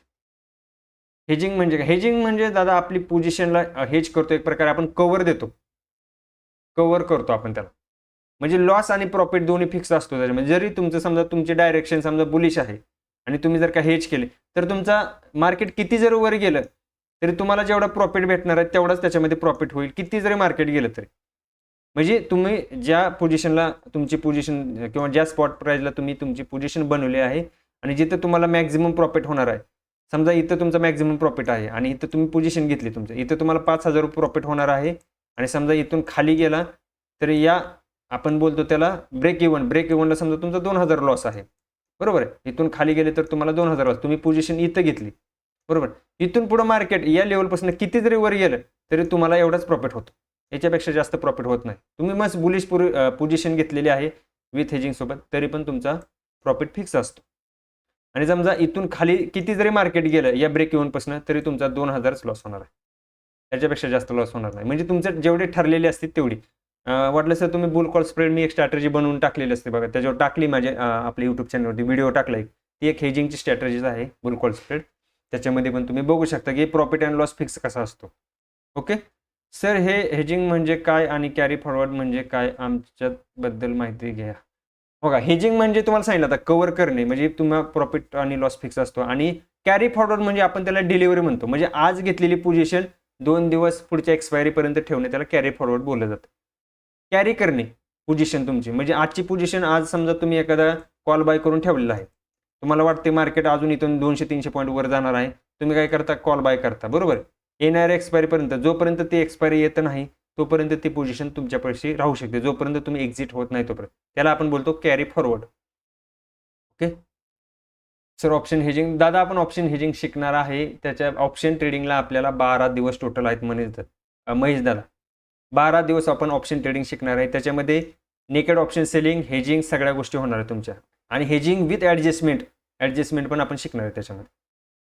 ओके, हेजिंग म्हणजे दादा कव्हर करणे आपली पोझिशन, किंवा एक प्रकारे तुमचा प्रॉफिट लॉस फिक्स असतो त्याच्यामध्ये. ओके, त्याच्यानंतर हेजिंग आणि सपोर्ट रेजिस्टन्स एकच आहे का, हेजिंग दादा वेगळे, सपोर्ट रेजिस्टन्स डिमांड सप्लायचा झोन असतो महेंद्र सर, डिमांड सप्लाय वेगळं, हेजिंग वेगळं आहे. ऑप्शन सेलिंगमध्ये सेम स्ट्रॅटेजी असतात का, नाही वेगळे असतात, ऑप्शन सेलिंगमध्ये वेगळ्या स्ट्रॅटेजी लागतात. ऑप्शन बाईंगपेक्षा मॅडम ऑप्शन सेलिंगमध्ये वेगळ्या स्ट्रॅटेजी असतात. म्हणजे टार्गेट काय म्हणायचं सागर दादा, नाही कळलं तुमचं काय म्हणणं आहे. हेजिंग शेप असते ना, येस दादा, सूरज सर हेजिंग शेप असते. लक्षात ठेवा, ज्याला मार्केटमध्ये नाही का सेफ एंट्री करायची, जे नवीन असतं ना तर तुम्ही हेजिंगने सुरुवात करू शकता भावानो. हेजिंगमध्ये म्हणजे एक प्रकारे तुम्हाला सेफ बाजू भेटते. म्हणजे काय असतं तुमच्या त्याच्यामध्ये मार्केट किती जरी वर गेलं किती जरी खाली गेलं ना, तुमचा लॉस आणि प्रॉफिट फिक्स असतो. त्याच्यापेक्षा जास्त तुम्हाला प्रॉफिटही होत नाही, त्याच्यापेक्षा जास्तही तुम्हाला लॉस होत नाही. आपण शिकणार आहे, ते टेन्शन नका घेऊ, सगळ्या गोष्टी शिकणार. तुम्ही सर्वात प्रथम हेजिंगच करणार. मी सांगतो तुम्हाला हेजिंगच करणार तुम्ही नेकेड. मी ज्यावेळेस तुम्हाला हेजिंग शिकवणार ना, तुम्ही हेजिंगच करणार मार्केटमध्ये स्टार्टिंगला. तुम्ही ऑप्शन बाईंग किंवा ऑप्शन सेलिंगच्या नादी लागणारच नाही. नेकेड म्हणजे काय, फक्त कॉल बाय करणे किंवा फक्त पुट बाय करणे, ह्या गोष्टी तुम्ही मार्केटमध्ये करणारच नाही. हेजिंग खूप सिम्पल आहे आणि याच्यामध्ये कसं होतं, तुमचं प्रॉफिट लॉस फिक्स असतो. समजा मार्केट तुम्ही बुलिश डायरेक्शनला ट्रेड घेतलाय, मार्केट किती जरी बुलिश झालं तरी तुमचा प्रॉफिट फिक्स असतो.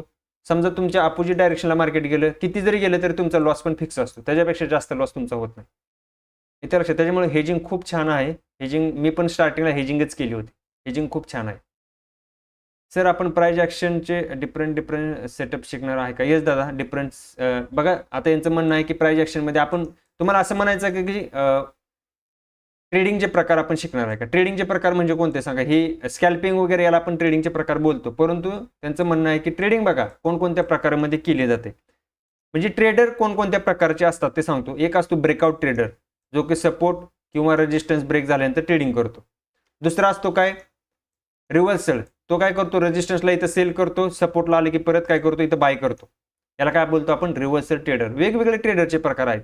प्रत्येक जण वेगवेगळ्या पद्धतीने ट्रेडिंग करतो, लक्षात घ्या तुम्ही. म्हणजे काही जण आता इथं बघा, इथं काय आहे, रेजिस्टन्स आहे. सिंपल गोष्ट सांगतो, तुम्ही फक्त तुमच्या डोक्यात क्लिअर होईल. हा तुमचा काय आहे, रेजिस्टन्स आहे. ओके. आणि हा तुमचा काय, सपोर्ट आहे. ज्यावेळेस मार्केट रेजिस्टन्सला येतं, बघा लक्षात ठेवा, माणसाची सायकोलॉजी कशी काम करते बघा. ज्यावेळेस प्राइस रेजिस्टन्सला येते, आपण काय म्हणतो, प्राइस आता इथून काय होईल, मार्केटमध्ये सेलिंग येईल. एक ट्रेडर असतो तो म्हणतो इथून मार्केटमध्ये सेलिंग येईल. दुसरा ट्रेडर काय म्हणतो माहिती आहे का, इथून मार्केटमध्ये ब्रेकआउट होईल. म्हणजे काय होईल, इथून अजून बाईंग येईल मार्केटमध्ये. मग दुसरा काय असतो, एक बायर असतो अजून एक. कारण प्रत्येकाची सायकोलॉजी वेगळी आहे. प्रत्येकाची सायकोलॉजी, आपण सायकोलॉजीला थांबवू शकतो का नाही थांबवू शकत. कारण एक ट्रेडर काय म्हणतो, इथून मार्केटमध्ये सेलिंग येईल म्हणजे इथून हा स्टॉक खाली जाईल. एक काय असतो, तो काय म्हणतो, नाही इथून काय होणार, हा रेजिस्टन्स जो आहे ना हा ब्रेक होणार आणि हा स्टॉक वर जाणार. बरोबर, असंच चालतं का ना माइंड प्रत्येकाचं. म्हणजे प्रत्येकाचं वेगवेगळं माइंड आहे. लक्षात ठेवा, मेंदू प्रत्येकाचं वेगवेगळं आहे. कोण वेगवेगळ्या पद्धतीनं ट्रेडिंग करतं. एकाला वाटतं इथून रिव्हर्सल येईल, कोणाला वाटतं इथून हा ब्रेकआउट देईल. कारण इथं रेजिस्टन्स आहे. एक जण म्हणतो इथं प्रॉफिट बुकिंग होऊ शकते आणि इथून थोडासा रिव्हर्सल येऊ शकतो. एक म्हणतो नाही इथं काय होणार, एवढी मोठी बाईंग आली म्हणजे खूप मोठी बाईंग आहे आणि मार्केट इथून हा स्टॉक अजून वर जाणार आहे. आणि एक जण काय म्हणतो, नाही याला थोडा खाली येऊ दे, खाली आला ना मी इथं घेणार, याला इथं बाय करणार, इथं बाय करणार आणि इथून परत हा स्टॉक वर जाणार. म्हणजे याला आपण काय म्हणतो, अप ट्रेंड सुरू झाला असा. बरोबर आहे, अशी ट्रेडिंग होते. प्रत्येकाचे वेगवेगळं आहे. कोण काय म्हणणार, नाही मला असं नाही करायचं, मला काय करायचंय, इथं नाही मी घेणार, त्याला इथं सपोर्टवरच येऊ दे, मी इथंच घेणार आहे, त्याला इथंच बाय करणार आहे. अशी प्रत्येकाची वेगवेगळी ट्रेडिंगचे स्ट्रॅटेजी आहेत किंवा ट्रेडिंगचे सेटअप आहेत.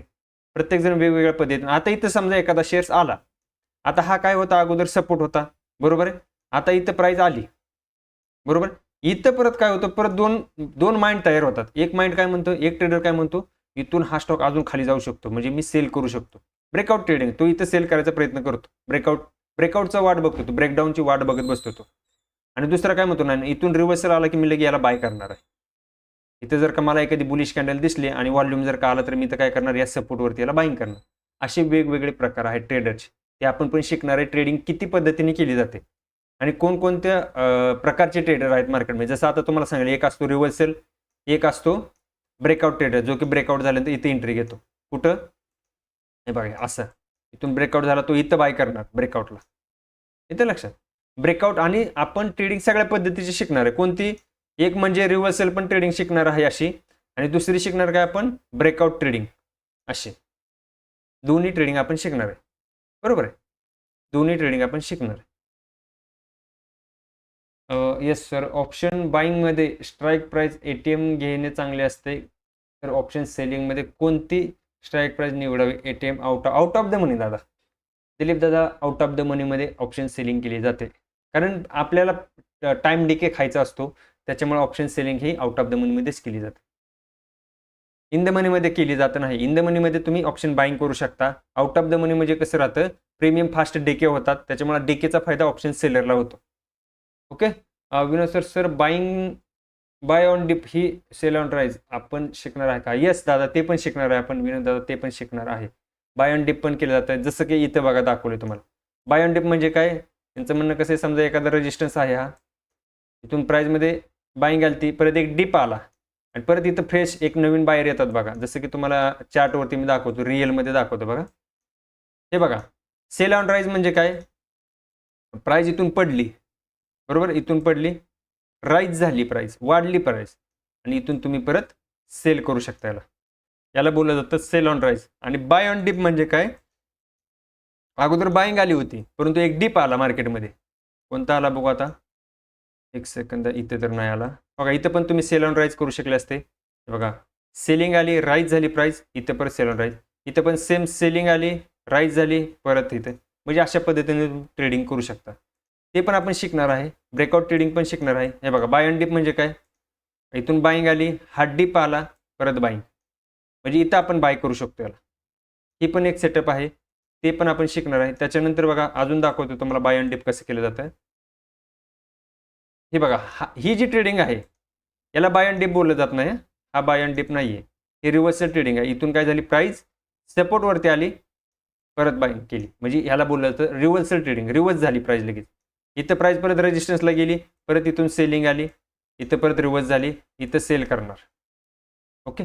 आणि ब्रेकआउट कुठं करणार बघा, ब्रेकआउट ट्रेडिंग कशी केली जाते, हा ज्यावेळेस ब्रेकआउट झाला, हा ब्रेकआउट इथे झाला, तर इथं आपण बाय करायचा प्रयत्न करतो. तर मी सांगितलं तुम्हाला, इथं लगेच बाय करायचं नाही. काय करायचं, इथून एक रिव्हर्सल येऊ द्यायचा आणि फ्रेश बायर येतील, त्यावेळेस आपण एंट्रीचा प्लॅन बनवतो. ओके, ठीक आहे. अजून विचारा, काय क्वेश्चन आहेत का?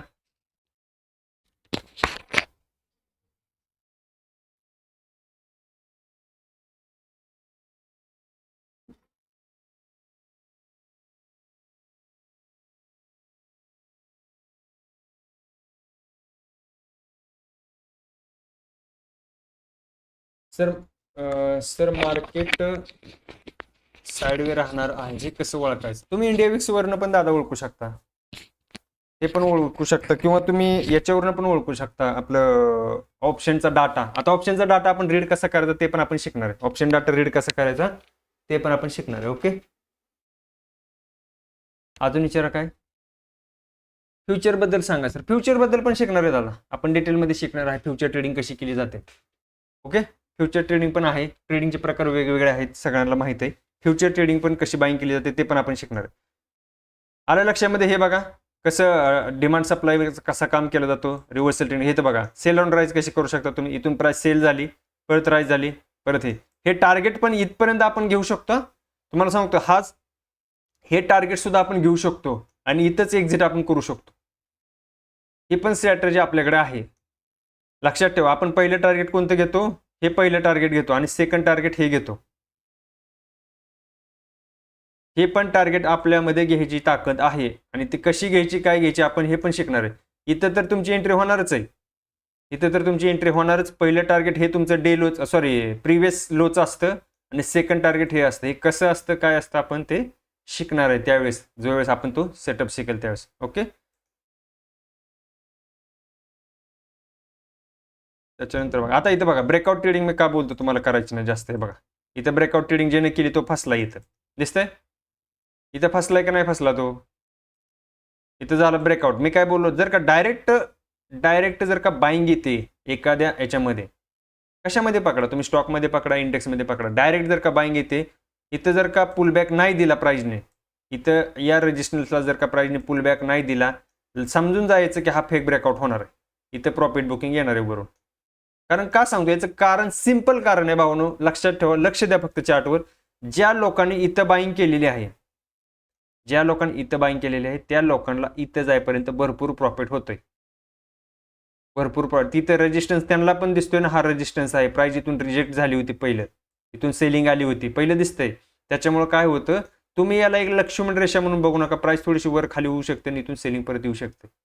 ब्रेकआउट ट्रेडिंग कशा पद्धतीने केली जाते, ब्रेकआउट ट्रेडिंगला तुम्हाला रिव्हर्सल पाहिजे. म्हणजे काय पाहिजे, जर का प्राइस इथून खाली पडले इथून परत डायरेक्ट वर जाते, याला जर का डायरेक्ट ब्रेक करते, तर अजिबात बाईंग करायची नाही.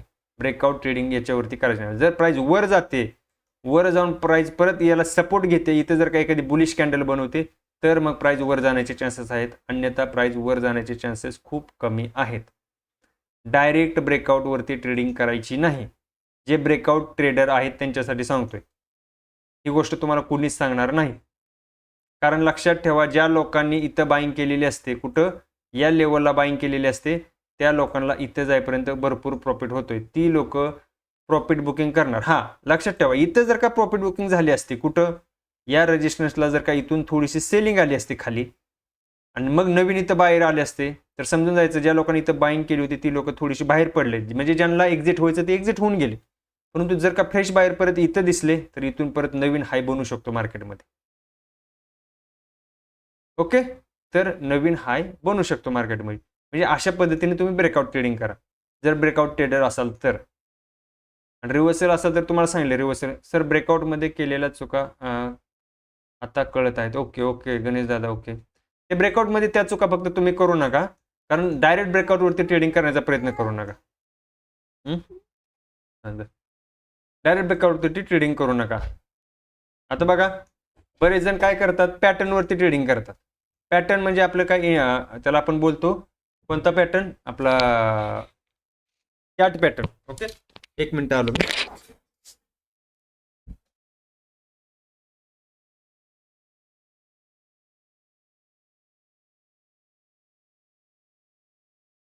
ठीक आहे, ब्रेकआउट ट्रेडिंगचं समजलं तुम्हाला कशा पद्धतीने ब्रेकआउट ट्रेडिंग केली जाते. चार्ट पॅटर्न बघा, आता चार्ट पॅटर्नवरती सांगतो तुम्हाला. चार्ट पॅटर्नवरती तुमची ट्रेडिंग चांगली होईल, परंतु तुम्हाला टार्गेट जास्त मोठे मिळणार नाहीत. का सांगतो टाका, इथं बघा, आता तुमचा कोणता पॅटर्न होता हा, बऱ्याच जणांचा हा, मला वाटते याला कोणता पॅटर्न म्हणतात, ट्रिपल टॉप म्हणा किंवा काही म्हणा. आता इथून बघा, इथं तुम्हाला टार्गेट भेटले, परंतु एवढं मोठं नाही. तुम्ही ब्रेकआउट ट्रेडिंग कुठं करणार, इथं करणार, म्हणजे चार्ट पॅटर्नवरती. इथं तुम्ही एंट्री करता, बरोबर, या लेवल खाली. बघा इथं काय झालं, हा ब्रेकआउट झाला, सॉरी ब्रेकडाऊन झाला, खाली ब्रेकडाऊन झाला. बघा तुम्हाला थोडंसंच भेटलं आणि इथून परत रिव्हर्स झाला तो. म्हणजे काय होतं, इथं पण ज्याने ब्रेकडाऊनवरती ट्रेडिंग केली ना या लेवलला, तो पण इथं फसला. जसं की हा इथं फसला होता, जसा हा इथं फसला होता तसा हा इथं फसला. सेलर साईडचा, बायर साईडचा कुठं फसला, इथं फसला. ट्रॅप ट्रेडिंग यालाच बोललं जातं. आपण बोलतो ट्रॅप झाला. ट्रॅप तुम्हाला फसवण्यासाठी ते ट्रॅप होत नाही. तुम्ही चुकीच्या ठिकाणी एंट्री करताय भाऊ, तुम्ही एंट्री चुकीच्या ठिकाणी करताय, म्हणून तुम्हाला वाटतं की माझ्यासोबत ट्रॅप होते. तुमच्यासोबत ट्रॅप होत नाही, तुमची एंट्री चुकते. लक्षात येते. आता इथं लक्षात ठेवा, इथं बाय करायची काय गरज होती का, या लेवलला बाय करायची काय गरज होती, आणि इथं सेल करायची काय गरज होती.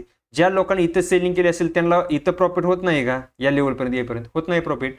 ती लोक इथं ज्यांनी इथं सेल केला होता ती लोक इथं बाहेर पडायचा विचार करतील ना. आता तुम्हाला वाटत असेल ही छोटी रॅली नाही भावांनो, पोझिशनल ट्रेड आहे हा. इथून जर का पकडलं तर या लेवलपर्यंत बघा तुम्ही 1300 पॉईंटची मुवमेंट आहे. किती, ऑप्शनमध्ये 1300 पॉईंट आहेत, 1300 पॉईंट ऑप्शनमध्ये आहेत. आणि डेली टाइम फ्रेम आहे ही. पोझिशनल ट्रेडर अशा पद्धतीने एंट्री करतात. आता इथं बघा, ज्या लोकांनी इथं बाईंग केली होती खाली, इथून समजा याला काय बोललं जातं, बुलिश इंगल्फिंग कॅन्डल आहे, बरोबर आहे. सपोर्टवरती बनली, बुलिश इंगल्फिंग बनली. इथं ज्यानं बाईंग केली असेल ती कॅन्डल तर सोडून द्या, त्याच्या नेक्स्ट कॅन्डलपासून या लेवलपर्यंत बघा किती प्रॉफिट होत आहे. 741 पॉईंट त्याला भेटलेले. मग तो प्रॉफिट बुकिंगचा विचार करणार नाही का, करणार ना तो. इथे लक्षात. आणि मी ऑलरेडी तुम्हाला सांगितलं, एक गोष्ट लक्षात ठेवायची. कोणती गोष्ट लक्षात ठेवायची तुम्हाला, की रेजिस्टन्सला ज्यावेळेस प्राइस येते, त्यावेळेस बाईंग करायची नसते, त्यावेळेस काय करायचं असतं, सेल करायचं. म्हणजे जी पोझिशन आपण बाईंग केलेली असते ना, ती पोझिशन आपण सेल करायची असते, आणि ज्यावेळेस प्राइस सपोर्टवरती येते त्यावेळेस आपण जी पोझिशन सेल केलेली असते ती त्यातून बाहेर पडायचं असतं, एक्झिट म्हणजे बाईंग करून बाहेर पडून जायचं असतं. निफ्टी अथवा इतर इंडेक्समध्ये प्रीमियम सिलेक्ट केल्यावर तो कोणत्या भावाने घ्यायला पाहिजे याचं मॅथमॅटिकल कॅल्क्युलेशन कसं करावं. कोणत्या भावाने घ्यायला पाहिजे, आता तुमचं इन द मनीमध्येच काम करा ना दादा. भाव असा फिक्स सांगू शकत नाही. तुम्ही लक्षात ठेवा, आता समजा एक्सपायरी आज गुरुवारी एक्सपायरी झाली, बरोबर आहे. गुरुवारी एक्सपायरी झाल्यानंतर तुम्हाला माहिती आहे दुसऱ्या दिवशी प्रीमियम खूप महाग असतात. म्हणजे शुक्रवारी काल प्रीमियम खूप महाग होते. काल तर सुट्टी होती मार्केटला, पण शुक्रवारी का असतात प्रीमियम. आता तुम्ही बघा निफ्टीचे प्रीमियम किती असते, तुम्हाला दाखवतो मी फक्त. बघा निफ्टीचे प्रीमियम, ॲट द मनीचे प्रीमियम फक्त बघा किती असतात. किती रुपयाला 172. ते हेच तुम्ही एक्सपायरीच्या दिवशी गेले ना तर तुम्हाला 50-30 रुपयाला भेटून जातात. का प्रीमियम डिके झालेले असतात. असं फिक्स सांगू शकत नाही. फक्त तुम्हाला इन द मनीमध्ये काम करावं लागेल. इन द मनी म्हणजे कोणतं, की समजा कॉल घ्यायचा तुम्हाला तर 24,600च्या वरची 24,550 ही इन द मनी प्राईस झाल्या सगळ्या वरच्या कॉल साईडच्या. आणि आता इन द मनी प्राईस काय असतात, out of the money price काय असते किंवा ॲट द मनी प्राईस काय असते, आपण ऑप्शनच्या वेळी सगळ्या डिटेलमध्ये शिकणार आहे. स्ट्राईक प्राईस सिलेक्शन कसं केलं जातं, आपले किती रुपये लागतात एका लॉट मागं, किती रुपये लावले पाहिजेत, मनी मॅनेजमेंट काय केली पाहिजे, त्याच्यानंतर रिस्क मॅनेजमेंट किती घेतली पाहिजे, हे सगळ्या गोष्टी आपण त्यावेळी शिकणार ऑप्शनमध्ये. ओके. ऑप्शन चेन ॲनालिसिसचा खरंच फायदा होतो का? नाही दादा, ऑप्शन चेनचा फायदा होत नाही. तुम्ही ॲनालिसिस करून बघा. मला तर आतापर्यंत दिसला नाही. मी 5-5 मिनिटाची option chain change of O I नाही तो पण लिहून बघितला. दर 5 मिनिटाला मी ऑप्शन चेन रिफ्रेश करून डाटा लिहून रजिस्टरमध्ये बघितलेला आहे. मला तरी आत्तापर्यंत ऑप्शन चेनचा काही इफेक्ट वाटलेला नाही. थोडाफार जाणवला पण एवढा नाही. ऑप्शन चेन फक्त कॉन्ट्रॅक्ट दिसतात. बाकी लक्षात ठेवा, भले कॉल साईडला जरी कॉन्ट्रॅक्ट असले, पुट साईडला जरी कॉन्ट्रॅक्ट असले, काही जरी असलं तरी ऑपरेटर आहे तो ऑपरेटर त्याला ज्या साईडला मार्केटला न्यायचं त्या साईडला मार्केट हलवतो. कारण त्याला एका साईडचे स्टॉप लॉस खायचेच. जर का समजा आपण काय बोलतो कॉल समजा ही कॉल साईड आहे बरं, ओआय जर का कॉल साईडचा जास्त आहे म्हणजे मार्केटमध्ये काय सेलर जास्त आहेत, आणि जर का पुढचं ओआय जास्त आहे तर आपण काय बोलतो मार्केटमध्ये बायर जास्त आहेत. आणि असं होतं का मार्केटमध्ये? पीसीआर नुसार मार्केट चालतं का? तुम्ही लक्ष देऊन कधी पण बघा. पीसीआर म्हणजे काय? Put call ratio. जर का पीसीआर 0.88 आहे आपण याला बोलतो की पीसीआर बेअरिश आहे. पण मार्केट खरंच तसं जातं का? नाही जात. कधी कधी पीसीआर तुमचा पीसीआर कधी वाढणार आहे? ज्यावेळेस तो त्याच्यामध्ये बाहेर येतील त्यावेळेस पीसीआर वाढेल ना. ज्यावेळेस बाहेर येतील त्यावेळेस पीसीआर वाढणार आहे ना. असं समजायचं ना की पीसीआर कमी आहे किंवा 0.88 आहे म्हणजे बेअरिश स्ट्रक्चर आहे, असं होतं नाही. मी भरपूर वेळा ऑब्झर्व केलेल्या आहेत या गोष्टी. मला तरी याच्यामध्ये काही रिझल्ट वाटलेला नाही. ओके. प्रॉपर सपोर्ट रेजिस्टन्स कसं काढायचे? दादा, ओमराज भाऊ, ज्या ठिकाणी मार्केटनं डायरेक्ट यू टर्न घेतलेला आहे तो तुमचा प्रॉपर सपोर्ट किंवा रेजिस्टन्स आहे. आता इथं बघा, इथून काय झालं, प्राईजनं डायरेक्ट बघा यू टर्न घेतलाय, हा तुमचा सपोर्ट झाला. प्राईजनं बघा या लेवलवरनं सेलिंग आली होती, हा तुमचा रेजिस्टन्स झोन होता. आता परंतु झालं काय बघा, झालं काय, हा रेजिस्टन्स तुमचा ब्रेक झाला. आता नवीन रेजिस्टन्स तुमचा कोणता बनला? हा बनला. आणि इथून डायरेक्ट लगेच सेलिंग आली ना डायरेक्ट. इथे लक्षात, हा तुमचा रेजिस्टन्स झोन झाला. अशा पद्धतीने तुम्ही करू शकता. इथं बघा पाठीमागे बघू शकता अजून तुम्ही, हे बघा प्राइस ज्या लेवलवरनं लगेच युटर्न फिरले होते हा तुमचा एक सपोर्ट झोन होता, म्हणजे की तुम्हाला नंतर बघा मार्केटमध्ये तिथे सपोर्ट घेताना दिसला असेल. म्हणजे इथून काय झालं, ती सेलिंग आली होती, या लेवलवरनं सेलिंग आली होती. प्राइसने इथून डायरेक्ट काय झालं, लगेच बायमध्ये मार्केट कन्वर्ट झालं. प्राइस परत तिथं आली बघा, त्या लेवलला परत आली, प्राइसने परत इथं सपोर्ट घेतलेला आहे. एक येते लक्षात, इथं सपोर्ट घेतला, लगेच इथून हे आलेलं आहे, बाईंग आलेली. अशा पद्धतीने हे काम होतं. युटर्न घेतलेला पाहिजे लगेच तिथं सपोर्ट रेजिस्टन्सला.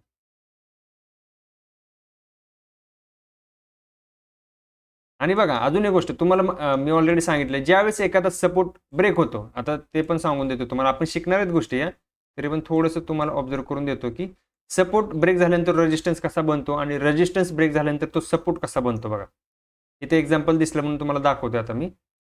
हे बघा थोडंसं झूम करतो म्हणजे तुम्हाला क्लिअर होईल या गोष्टी. हे बघा, हा तुमचा काय होता, एक रेजिस्टन्स होता, बरोबर आहे.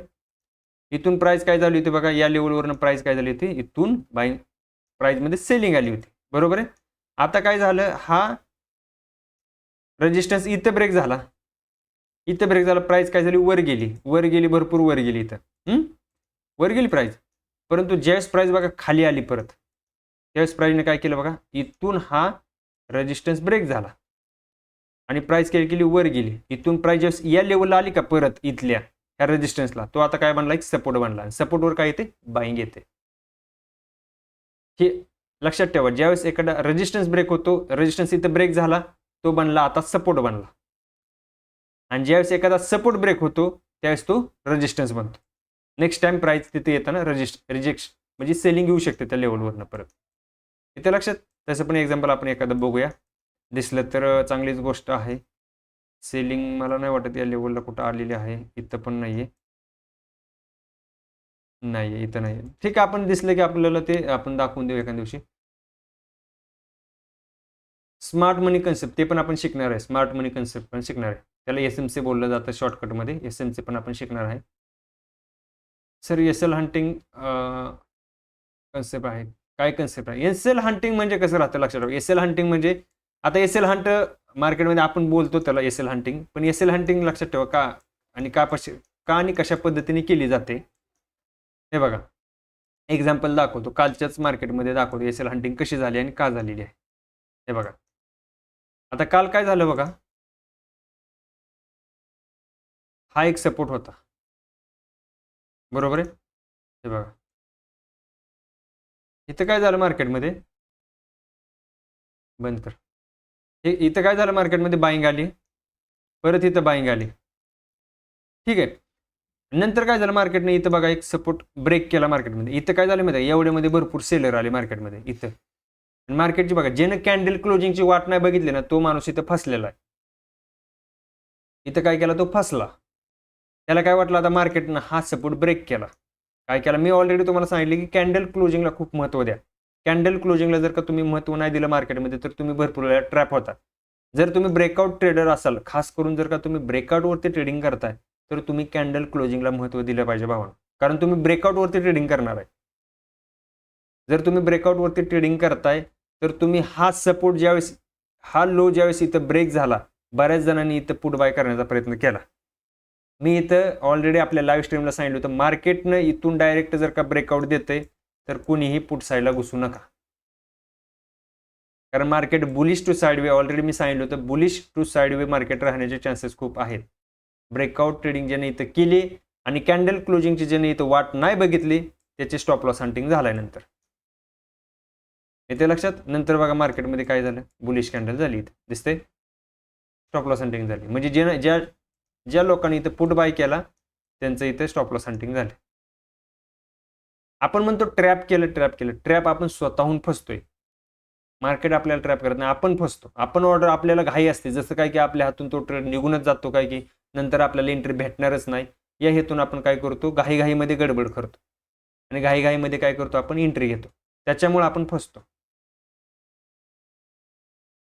येते लक्षात. त्याच्यामुळे आपण फसतो. घाई करू नका. ब्रेकआउट ट्रेडरसाठी सांगतोय, जे आता भरपूर ट्रेडर, मी पण पहिली ब्रेकआउट ट्रेडिंगच करत होतो, त्यांच्यासाठी खास करून सांगतो, तुम्ही कॅन्डल क्लोजिंगला खूप महत्त्व दिलं पाहिजे. तुम्ही जी पण टाइम फ्रेम यूज करता, समजा तुम्ही 5 मिनिटाची टाइम फ्रेम जर का यूज करत असाल, आता ही बघा 5 मिनिटाची मी पण कॅन्डल लावलेली, हे बघा इथं दिसतंय. ही कॅन्डल काय झाली, इथं ओपन झाली. बनताना ही कॅन्डल कशी बनली असेल, ओपन इथं झाली, सेलिंग आली, सेलर लोकांनी प्राइसला काही नेलं, खाली नेलं, आणि परत कॅन्डल काय दिलं, अप साईडला क्लोजिंग दिलं. इथं हाय देऊन इथं क्लोजिंग दिलाय. म्हणजे याच्यामध्ये क्लिअर कट दिसतं, याच्यामध्ये बायर स्ट्रॉंग आहेत, क्लिअर कट, आणि ते बी सपोर्टवरती कॅन्डल बनलेली आहे. इथं ज्याला स्कॅल्पिंग करायची होती त्याने 100% इथे स्कॅल्पिंग केलेली आहे. आणि स्कॅल्पर लोक हे अशामध्येच एंट्री घेतात, लक्षात ठेवा. स्कॅल्पर लोक आहेत ना, ते स्टॉप लॉस हंटिंगवरती जास्त एंट्री घेतात. त्यांना इथं लगेच कळतं की इथं सेलरला ट्रॅप केलेला आहे मार्केटनं. एवढी मोठी कॅन्डल केली, सेलरला ट्रॅप करून मार्केटनं क्लोजिंग वर दिलेलं आहे, म्हणजे सेलर इथं ट्रॅप झालेले आहेत. म्हणजे पुट बायर, ज्यांनी पुट बाय करून बसले किंवा ज्यांनी कॉल शॉर्ट केला, त्यांचा इथं स्टॉप लॉस हंट झाला. ओके, अजून विचारा. काय क्वेश्चन आहे sir? For option which time frame mostly respect and will be take entry like 1 minute और 5 मिनिट. मी दादा, जर का तुम्ही स्कॅल्पिंग करता असाल, विनोद सर, जर तुम्ही स्कॅल्पिंग करताय तर 1 मिनिटाची टाइम फ्रेम वापरा. जर तुम्ही इंट्राडे करत असाल किंवा पोझिशनल चांगला ट्रेड घेत असाल तर 5 मिनिटं ठीक आहे. स्कॅल्पिंग म्हणजे काय, 5 ते 10 मिनिटामध्ये तुम्ही लगेच एक्झिट होताय किंवा 2-3 मिनिटामध्ये. स्कॅल्पर जास्त वेळ थांबत नाही मार्केटमध्ये. स्कॅल्पर मार्केटमध्ये जास्त वेळ थांबत नाही, लईत लई 5 ते 10 मिनिटं, त्याच्यापेक्षा जास्त तो थांबत. काल बघा इथं स्कॅल्परची एंट्री होत्या, कुठं होत्या, या लेवलला. तो 10-15 मिनिटात इथं घेऊन बाहेर पडून गेला. तो इथं काय झाला, तो एंट्री घेऊन बाहेर, ते प्रॉफिट कमवून बाहेर पडून गेला तो स्कॅल्पर. त्याच्यानंतर अजून स्कॅल्पर दाखवतो, हा स्कॅल्पर होता, इथं स्कॅल्पर आला असणार आहे. स्टार्टिंगला मॉर्निंगला स्कॅल्पर आलेला आहे. हे स्कॅल्परची एंट्री तसे असतात, 5-10 किंवा 1 ते 2 कॅन्डलची वेट बघतात, एंट्री स्टॉप लॉस घेऊन काय असेल ते घेऊन बाहेर पडून जातात. त्यांचे लय, हे बघा, ते जास्त पॉईंट घेत नाहीत मार्केटमध्ये. त्यांचे पॉईंट किती असतात माहिती आहे का, 5 किंवा 10 पॉईंट प्रीमियमचे, पण त्यांच्या क्वांटिटी खूप जास्त असतात. क्वांटिटी म्हणजे किती, ते काय असं आपल्यासारखं 1 किंवा 2 लॉटवर काम करत नाहीत. 1 किंवा 2 लॉटवर काम करत नाही स्कॅल्पर. स्कॅल्परच्या एंट्री खूप मोठ्या असतात. ते एका टायमाला 10 20 लॉट उचलले जातात. एका लॉट मागे त्यांना समजा प्रीमियम त्यांचा 10 रुपयाने जरी वाढला तरी त्यांचे 750 रुपये वाढतात एका लॉट मागं. 10 लॉट असेल तर 7,500 रुपये होतात त्यांची. एंट्री एक्झिट ते जास्त वेळ मार्केटमध्ये थांबत नाहीत. स्कॅल्पर म्हणजे क्विक एंट्री क्विक एक्झिट. आणि स्कॅल्पर असं समजू नका स्कॅल्पर सगळ्यात सोपं आहे. स्कॅल्पर सगळ्यात खतरनाक आहे. सगळ्यात खतरनाक मार्केटमध्ये काय असेल तर स्कॅल्पर आहे. सगळ्यात खतरनाक स्कॅल्पिंग आहे. याला खूप अनुभव आणि खूप डोकं लागतं. मी अजूनपर्यंत स्कॅल्पिंग कधीच केलेली नाही. लक्षात ठेवा, कधीच केलेली नाही स्कॅल्पिंग अजूनपर्यंत. विचार अजून काय? इंडिया विक्स चार्ट कुठे पाहायचा, तो किती असेल तर मार्केट साईडवे राहू शकतं किंवा किती मोठी मुवमेंट येऊ शकते हे IV करून कसे समजायचे ते आपण शिकणार आहे दिलीप सर. इंडिया विक्स तुम्ही तुमच्या याच्यावरती बघू शकता. इथे पण तुम्हाला इंडिया विक्स दिसून जाईल. तुमच्या डीमॅटच्या अकाउंटवरती तुम्हाला इंडिया विक्स तुम्ही टाकलं की इंडिया विक्स तुम्हाला दिसून जाईल. हे बघा इथं दिसतंय, हे बघा. आणि इंडिया विक्स हे लक्षात ठेवा अपोजिट डायरेक्शनला चालतं. मार्केटच्या अपोजिट डायरेक्शनला चालतं. तुम्हाला एक्झाम्पल दाखवू. मी डबल चार्ट ओपन करतो म्हणजे तुम्हाला दिसेल क्लिअर. इंडिया विक्स आपल्या अपोजिट मार्केटमध्ये चालतं. आता समजा इंडिया विक्स इथं लावला, मी इथं निफ्टी 50 लावतो. ओके, हे बघा इंट्राडे टाइम फ्रेम करतो आणि याची पण इंट्राडे करतो. म्हणजे तुम्हाला एक इंडिया विक्सची आयडिया येऊन जाईल की इंडिया विक्स कसं काम करतं आहे मार्केटमध्ये. ओके, हे बघा हे इंडिया विक्स आहे. बघा आता बघा एक्झाम्पल किती तारखेचं घ्यायचं आपण. समजा ही तारीख घ्या. किती तारीख आहे? 1 ऑगस्ट. 1 ऑगस्टला आपल्या मार्केटमध्ये सेलिंग आली होती बरोबर. इथं बघू इंडिया विक्समध्ये 1 ऑगस्टला काय झालेलं आहे. 1 ऑगस्ट जून जुलै ऑगस्ट. बघा इथं काय आली, बाईंग आलेली आहे. काय आली इथं, बाईंग कॅन्डल आहे. बघा हे बघा दिसतंय. 1 ऑगस्टला इंडिया विक्समध्ये बाईंग आहे आणि आपल्या मार्केटमध्ये काय आहे, सेलिंग आहे. इथे लक्षामध्ये म्हणजे इंडिया विक्स आपल्या अपोजिट मार्केटमध्ये चालतं, अपोजिट डायरेक्शनला चालतं आपल्या मार्केटच्या. समजलं? अजून विचार काय क्वेश्चन आहे का? सर तुम्ही कोणत्या कन्सेप्टवर काम करता? दादा मी सगळ्या कन्सेप्टवर काम करतो. 2-3 प्रकारचे ट्रेडिंग वापरतो. ब्रेकआउट ट्रेडिंगवर पण मी ट्रेडिंग करतो, रिव्हर्सल पण करतो आणि पुलबॅकवरती करतो. 2-3 सेटअप आहेत माझे. तिन्ही सेटअपवर मी काम करतो. तुम्हाला सांगितलं ब्रेकआउट ट्रेडिंग मी केव्हा करतो, ज्यावेळेस मला वाटतं आता हा रेजिस्टन्स ब्रेक होतोय परंतु डायरेक्ट ब्रेक झाला मी ते एंट्री करणार नाही. मला पुलबॅकची वाट पाहिजे आणि जर ब्रेकआउट देतोय तर मी ते एंट्रीचा प्लॅन घेऊ शकतो. कारण ज्या लोकांनी खाली बाईंग केली होती ती लोक प्रॉफिट बुक करून बाहेर पडतात. ती लोक काय करायला इथं प्रॉफिट घेऊन म्हणजे त्यांनी प्रॉफिट बुकिंग केली मार्केटमध्ये. मग फ्रेश बाहेर आले तर फ्रेश बाहेर इथे एंट्री घेतील. एकतर मी इथे एंट्री घेईल किंवा मग या ब्रेकआउटवरती इथे एंट्रीचा प्लॅन घेईल. इथे लक्षामध्ये अशा पद्धतीने ट्रेडिंग करतो ब्रेकआउट. आणि रिव्हर्सल म्हणजे मला दिसलं ऑलरेडी खूप मोठी बाईंग आलेली आहे आणि जर मार्केट वर जाऊन तोडून देतं इथं, हा रेजिस्टन्स मार्केटने डायरेक्ट ब्रेक केला तर मला इथं जर काही एखादी बेरिश कॅन्डल दिसली तर मी तर समजून जातो की बायरला इथं मार्केटने ट्रॅप केले. त्याला आपण बोलतो ट्रॅप ट्रेडिंग. जसे की इथं दाखवलेलं आहे बघा तुम्हाला. कुठं हे बघा इथं, एक सेकंड मगाचे तुम्हाला दाखवली होती मी. कुठे गेली मगाची ट्रेडिंग रे? एक सेकंड इथंच कुठेतरी होते बघा. हो या लेवलला ते दिसते बघा. इथं दिसलं आपल्याला की डायरेक्ट ब्रेकआउट दिला मार्केटने, इथं रिस्पेक्ट दिला नाही रेजिस्टन्सला, तर समजून जायचं की मार्केटमध्ये इथून 100% बायरला ट्रॅप करण्याचं नियोजन चालू आहे. इथे लक्षात. आणि इथं गॅप डाऊन झालं, लक्षात ठेवा इथं गॅप डाऊन झालं, इथं तर 100% एंट्री बनते. जर प्राइस रेजिस्टन्स ब्रेक केलाय, प्राइसनी रेजिस्टन्स ब्रेक करून परत प्राइस त्या रेजिस्टन्सच्या खाली क्लोजिंग देते, याचा अर्थ मार्केटने इथं बायरला ट्रॅप केले. ज्या लोकांनी आता इथं वर पोझिशन बनवले आहेत त्या लोकांना मार्केट ट्रॅप करणार आहे. इथं लगेच समजून येतं. ती पण ट्रेडिंग आपण शिकणार आहे. सर हेजिंगसाठी कमीत कमी किती कॅपिटल लागते? हेजिंगसाठी एका लॉटला दादा तुम्ही ऑप्शन बाईंग करत असाल, ऑप्शन बाईंगला हेज करत असाल तर तुम्हाला 40,000 ते 50,000 रुपये लागतात एका लॉटसाठी.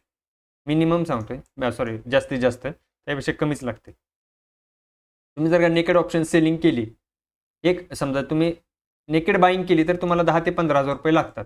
परंतु तुम्हाला जर का हेजिंग करायचं असेल तर 40,000 ते 50,000 रुपये लागतात. परंतु तुम्ही जर का ऑप्शन सेलिंग फक्त नेकेड ऑप्शन सेलिंग केली तर एका लॉटला तुम्हाला 2 लाख रुपये लागतात. 1,90,000 किंवा 2 लाख रुपये तुमचं कॅपिटल पाहिजे नेकेड ऑप्शन सेलिंगला. एका लॉट मागे सांगतोय, जास्त लॉट नाही. फक्त ओनली 1 लॉट. सर ट्रेड घेताना इंडेक्सचा चार्ट बघून एंट्री एक्झिट आणि एस एल लावायचा का ऑप्शनचा चार्ट बघून लावायचा, कारण दोन्ही चार्टमध्ये फरक टाइम डेकेमुळे दिसतो. दादा गणेश दादा माझे आतापर्यंत जेवढे लाईव्ह स्ट्रीम झाले त्याच्यामध्ये बघा तुम्ही की मी फक्त इंडेक्सचा चार्टवरती बघतो. प्रीमियमच्या चार्टवर मी तुम्हाला सांगितलंय, तुम्ही एकदा स्ट्राईक प्राईस सिलेक्ट केली, इन द मनीमध्ये तुम्ही स्ट्राईक प्राईस सिलेक्शन केलेलं आहे, बरोबर आहे, आणि तुम्हाला तुमची एंट्री एक्झिक्यूट झाली. तुम्हाला फक्त इंडेक्सचा चार्ट बघत बसायचा आहे, ऑप्शनचा चार्ट बघू नका. प्लस अजून एक गोष्ट करू नका, तुमचं PNL बघत बसू नका. PNL जर का तुम्ही बघितलं तर समजून जायचं की आपण या ट्रेडमधून आपण प्रॉफिट कमवू शकत नाही. फक्त मी काय करतो, मी ऑलरेडी माझी ट्रेडिंग तुम्ही बघा कशी आहे. मी जवळपास 8 ते 10 दिवस मी लाईव्ह स्ट्रीम केलेली आहे. त्याच्यामध्ये तुम्ही कधी पण बघा, मी जर का एंट्री घेतली, मी काय करणार, समजा मी इथे एंट्री घेतली, इथं आमची एंट्री पण झालेली आहे बघा, इथं एंट्री झाली होती, या लेवलला माझी एंट्री समजा इथं, आणि माझं टार्गेट जर का डे लोचं आहे, हे बघा हे डे लो आहे, बरोबर आहे, असं आहे, बरोबर, आणि हा माझा स्टॉप लॉस आहे डे हायच्या वरचा. तर मी काय करेल, इथं जाईल, इथं अलर्ट लावेल डायरेक्ट, हे बघा दिसतं इथं अलर्ट निफ्टी. मी इंडेक्सचा चार्ट ओपन करेल, माझा ट्रेड एक्झिक्यूट झाला, मी इथं अलर्टचा ऑप्शन लावेल, थोडासा खाली लावेल, हे बघा, आणि इथं पण मी अलर्ट लावेल, माझं टार्गेट जे आहे त्याच्या थोडंसं अगोदर मी अलर्ट लावेल, अशा पद्धतीने. याच्यामध्ये मार्केटनं काही करू द्या, मी मार्केटकडे बघत नाही, मी अजिबात मार्केटकडे बघत नाही. मी या 2 गोष्टीलाच फॉलो करतो. एक म्हणजे माझा SL जाईल, दुसरी गोष्ट मला टार्गेट भेटेल. याच्या व्यतिरिक्त मी मार्केटमध्ये काहीच करत नाही. मग ते इंडेक्सचा चार्ट ऑप्शनचा चार्ट काय करतोय, माझं PNL किती ग्रोथ किंवा मायनस होतं ते मी बघत बसत नाही. हां, लक्षात ठेवा, जसं जसं मार्केट हळूहळू खाली येईल, फक्त एक गोष्ट करतो मी की माझा SL मी हळूहळू खाली आणतो.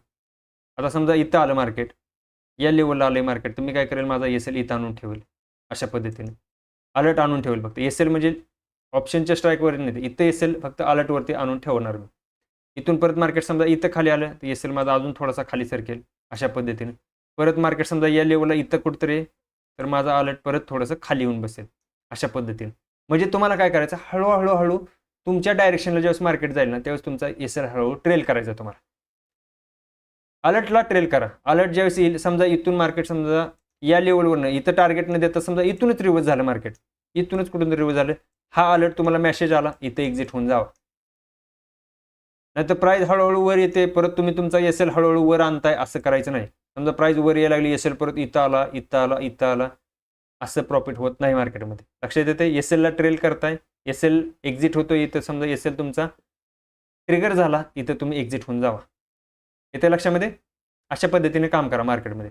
मार्केट आपल्या फेवरमध्ये चाललं की लक्षात ठेवायचं, SL हळूहळू सरकवत न्यायचा. SL सरकवण्यामागचं कारण काय असतं की तुम्ही ज्यावेळेस मोठं टार्गेट घेण्याचा प्रयत्न करता त्यावेळेस तुम्हाला ते भेटतं. मोठं टार्गेट म्हणजे कधी बघा मार्केटमध्ये खूप मोठी मुवमेंट येते, जशी की ही आली होती बघा, ही खूप मोठी मुवमेंट आली होती अशी. ज्यानं इथं या ट्रेडमध्ये कोणी फायदा केला माहिती आहे का, ज्यानं SLला ट्रेल केलं तोच हा अख्खा ट्रेंड किंवा अख्खा दिवस तो प्रॉफिटमध्ये होता. ज्यानं SLला नाही ट्रेल केलं, कोणी इथे एक्झिट झाला असेल, समजा इथे एंट्री, इथं काही जण एक्झिट झाले असतील, काही जण इथं झाले असतील, काही इथं झाले असतील, इथे लक्षामध्ये प्रत्येकाचं एक्झिट होण्याची पद्धत वेगळी आहे. परंतु मी काय करतो, SLला ट्रेल करण्याची जास्त मेथड मी यूज करतो.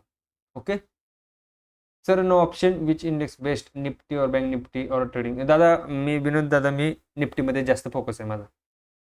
मी निफ्टी तुम्ही आतापर्यंत लाईव्ह स्ट्रीम सगळे बघा, मी फक्त निफ्टीवरती ट्रेड घेतो.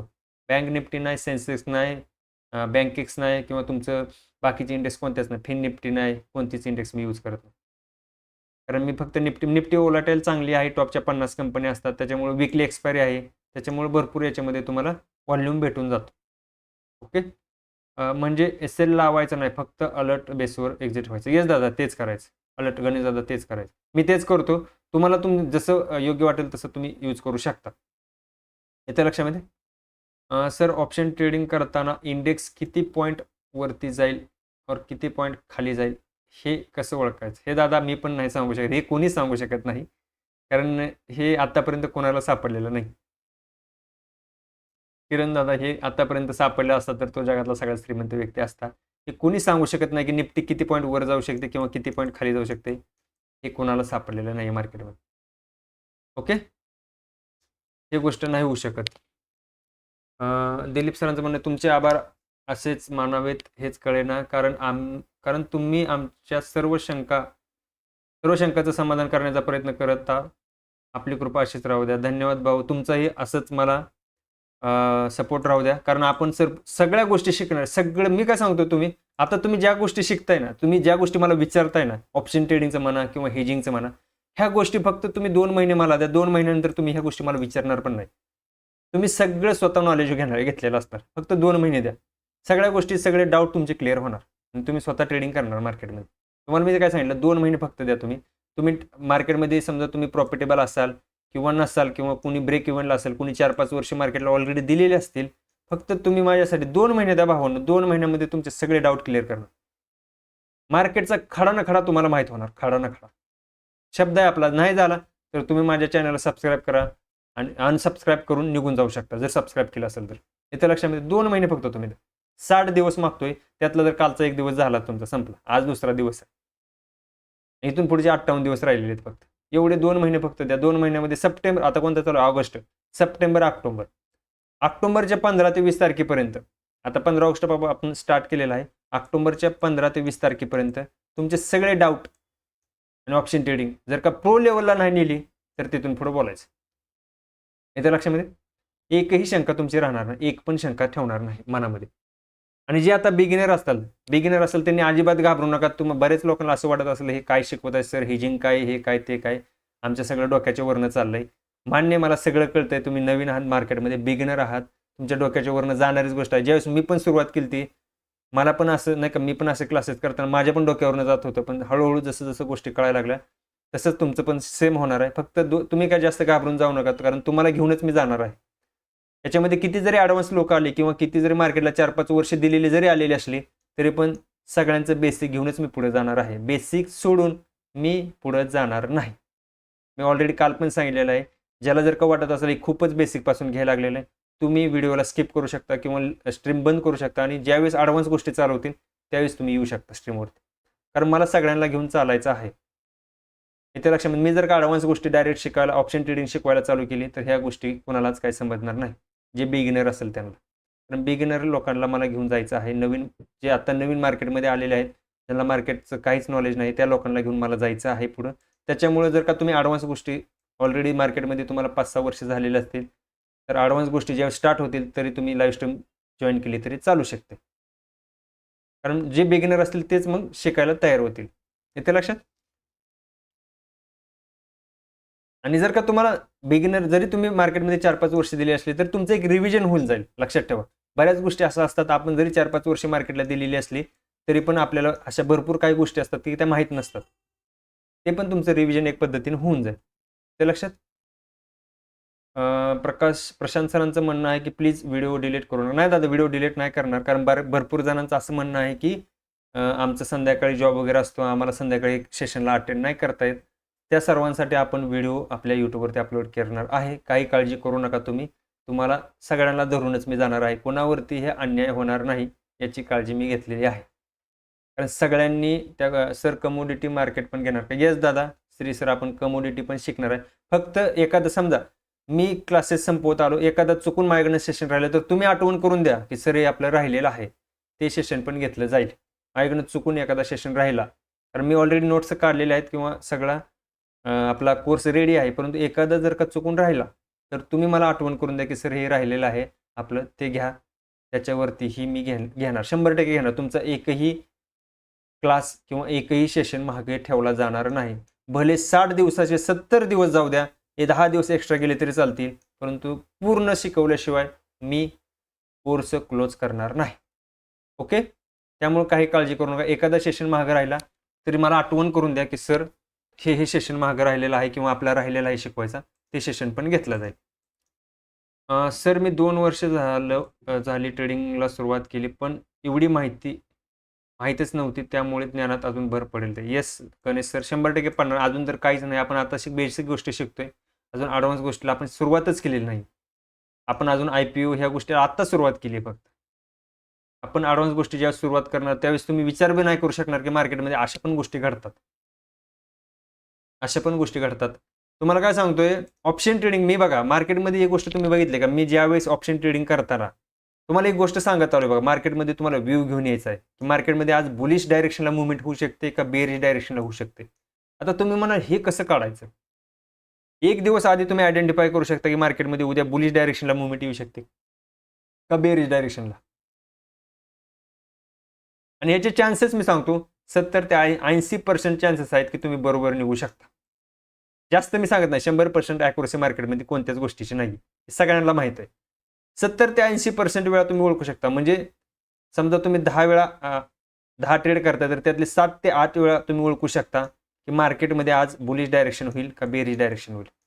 पण लक्षात ठेवा, ज्यावेळेस मार्केटमध्ये समजा बुलिश डायरेक्शन आहे म्हणजे मार्केटमध्ये समजा आज मार्केट आपलं बुलिश डायरेक्शनला जाणार हे माहिती आहे आपल्याला, परंतु लगेच 9:15 वाजता आला आणि कॉल बाय करून बसला, ही गोष्ट ऑलरेडी मी माझ्या जुन्या सबस्क्रायबरला सांगितलेली, ही गोष्ट कधीच करायची नाही.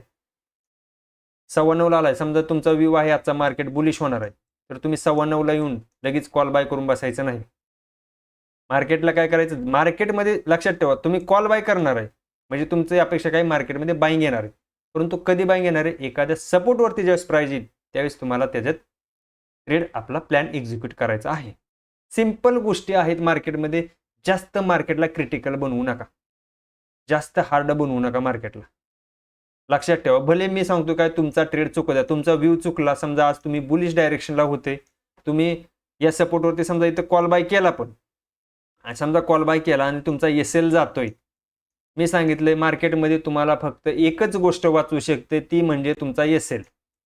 तुमचा स्टॉप लॉसच तुम्हाला मार्केटमध्ये वाचू शकतो, बाकी कुणाचाच बाप तुम्हाला मार्केटमध्ये वाचू शकत नाही.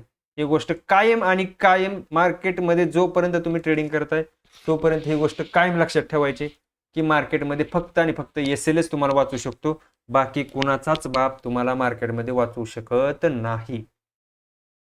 किती जरी तुम्ही मोठ्या बापाचा असाल किंवा तुमच्याकडे किती जरी पैसा असला तरी तुम्ही मार्केटला काउंटर करू शकत नाही. मार्केटला ज्या डायरेक्शनला जायचं त्याच डायरेक्शनला मार्केट जाणार आहे. ही गोष्ट मी तुम्हाला का सांगतोय की ही गोष्ट मी अनुभवलेली आहे. एक दिवस असे मला स्क्रीनशॉट येतात मुलांचे की सर माझं कॅपिटल वाईपआउट झालं. वाईपआउट झालं म्हणजे तो ॲव्हरेजिंग करत बसला त्याला. काय लोकांकडे 10-10 लाख रुपये कॅपिटल असते भावांनो, आणि ते एका ट्रेडला 10 लाख रुपये लावतात. कशी हिंमत तरी कशी होते तुमची. एका लॉट तुमचं जर का कॅपिटलच 10 लाख आहे, तुम्ही एका ट्रेडला 10 लाख लावताय. नाही सर मी आधी काय केलं, 1 लाखाचा माल उचलला होता, 1 लाखाचा ट्रेड घेतले होते, त्याच्यानंतर तो लॉसमध्ये चालला म्हणून परत 2 लाखाचं त्याला ॲव्हरेजिंग केलं. अरे धाडस तरी कसं होतं तुमचं लॉसमध्ये ॲव्हरेजिंग करायला.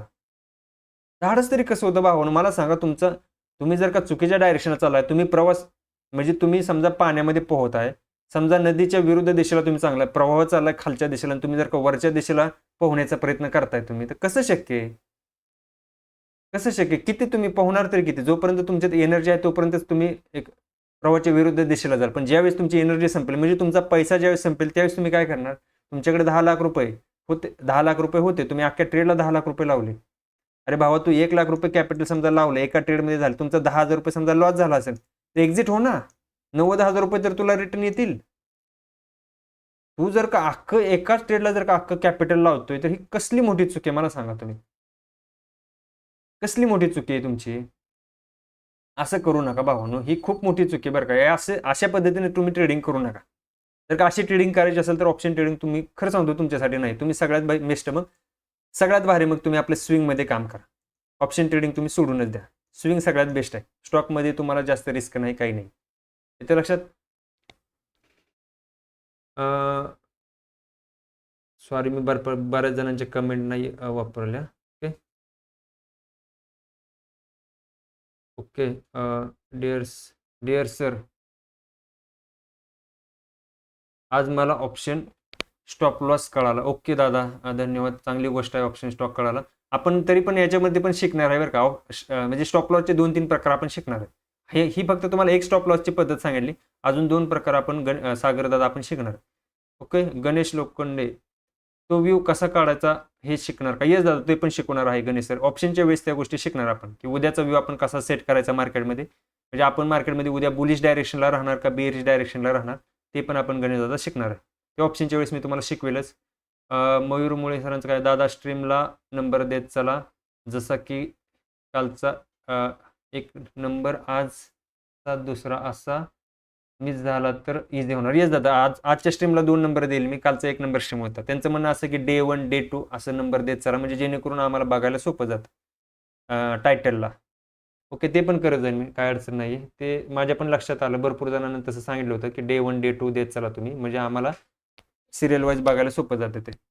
सर मी 4-5 कोर्सेस केलेत पण मला त्याचा फायदा झाला नाही, प्रॉफिटमध्ये कधीच नाही, उलट लॉसच झाला आहे. सुमित सर 2 महिने तुम्ही थांबा, 2 महिन्यामध्ये तुम्ही स्वतः ट्रेडिंग करणार, याची गॅरंटी मी देतो. स्वतः ट्रेडिंग करणार. फक्त लक्षात ठेवा, मी सांगितलं क्लास झाल्यानंतर 2 महिन्याचा क्लास झाल्यानंतर लगेच रिअल ट्रेडिंग करू नका. 6 महिने तरी तुम्ही पेपर ट्रेडिंग करा. 6 महिने पेपर ट्रेडिंगला खूप महत्त्व द्या. पेपर ट्रेडिंग म्हणजे रिअल सारखंच असतं, फक्त ते तुम्हाला पैसे ओरिजिनल नसतात, परंतु तुमची सायकोलॉजी, तुमचा सेटअप काम करतोय का, तुम्ही ज्या बाबतीत तुम्ही विचार करताय की खरंच मार्केटमध्ये पैसा तुमचा बनतोय का, तर तुम्हाला एक प्रकारे तुम्ही काय करता, प्रॅक्टिस करू शकता. आणि प्रॅक्टिस झाल्यानंतर तुम्हाला ज्यावेळेस आत्मविश्वास येईल, म्हणजे तुमचा कॉन्फिडन्स ज्यावेळेस वाढेल, त्यावेळेस तुम्ही हळूहळू एका लॉटने रिअल ट्रेडिंगकडे वळू शकता. तोपर्यंत रिअल ट्रेडिंग करायची नसते. लक्षात ठेवा, नवीन नवीन असाल तर तुम्हाला रिअल ट्रेडिंग घाबरवणार आहे, खूप घाबरवते ट्रेडिंग. त्याच्यामुळं थोडंसं पेपर ट्रेडिंग करा 5-6 महिने तरी. ओके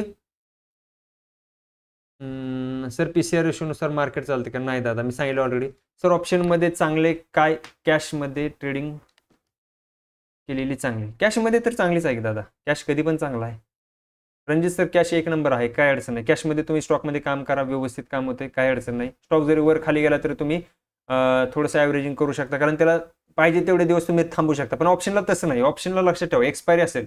आता एखादा ऑप्शन तुम्ही बाय केला, कोणता ऑप्शन बाय केला, समजा तुम्हाला वाटते मार्केट इथून पुढे वर जाईल, तुम्ही समजा हा ऑप्शन बाय केला, तर लक्षात ठेवा, याच्या इथं दिसतंय बघा तुम्हाला, काय दिसतंय की येणाऱ्या एक्सपायरीपर्यंत, म्हणजे 21 ऑगस्ट 2025 पर्यंतच तुम्ही या प्रीमियमला जास्तीत जास्त ठेवू शकता. जो पण प्रीमियम तुम्ही बाय करणार आहे तो, त्याच्यापेक्षा जास्त ठेवणार का नाही, कारण तो प्रीमियम त्या दिवशी एक्सपायर होणार आहे, म्हणजे तो प्रीमियम त्या दिवशी मरून जाणार आहे. येते लक्षामध्ये? त्याच्यामुळे स्टॉकमध्ये कसं आहे, तुम्ही एखादा स्टॉक घेतला, समजा रिलायन्सचा स्टॉक आहे किंवा HDFCचा स्टॉक आहे किंवा XYZ जो पण स्टॉक तुम्ही घेणार, तिथून पुढे तो 4 महिने ठेवा, 5 महिने ठेवा, 5 वर्ष ठेवा, तुम्हाला कोण काय बोलणार आहे का, किंवा तो स्टॉक गायब होणार का, नाही होणार आहे का, तर त्याची एक्सपायरी नसते. त्याच्यामध्ये तुम्ही फ्युचर अँड ऑप्शन करताय, कशामध्ये, स्टॉकमध्ये पण एपेनो असतं, लक्षात ठेवा. 220 का 225 स्टॉक आहेत, त्याच्यामध्ये फ्युचर अँड स्टॉक केलं जातं. आता ते कसं केलं जातं, काय केलं जातं, ते आपण त्यावेळी शिकणार. ओके, स्टॉकमध्ये पण फ्युचर अँड ऑप्शन केलं जातं, फक्त इंडेक्समध्येच किंवा निफ्टी बँक निफ्टीमध्येच केलं जातं असं नाही, स्टॉकमध्ये पण केलं जातं. येते लक्षामध्ये? आता लक्षात ठेवा, थांब तुम्हाला दाखवतो स्टॉकमध्ये कशा पद्धतीने केलं जातं. हे बघा, समजा कुठला HDFCच घेऊ आपण, चला. हे बघा, याच्यामध्ये तुम्ही गेला, आता तुम्हाला समजा वाटतं इथं HDFC उद्या वर जाऊ शकतो, त्याची ऑप्शन चेन ओपन करा. हे बघा, अशा पद्धतीने इथं तुम्हाला याची पण ऑप्शन चेन दिसून येईल. याच्यामध्ये पण तुम्ही ऑप्शन ट्रेडिंग करू शकता. स्टॉकमध्ये पण ऑप्शन ट्रेडिंग केली जाते. पण सगळे स्टॉक आहेत का ऑप्शन ट्रेडिंगमध्ये? नाही आहेत. सगळे स्टॉक तुम्ही म्हणाल सर 5,000 का 6,000 स्टॉक्स आहेत, तर सगळे स्टॉक ऑप्शन ट्रेडिंगमध्ये नसतात. फक्त फ्युचर अँड ऑप्शनमध्ये 225 स्टॉक आहेत. 225 का 220 स्टॉक आहेत, ते फ्युचर अँड ऑप्शनमध्ये काम केलं जातं. तुम्हाला थांबा एक्झाम्पल दाखवतो इथं.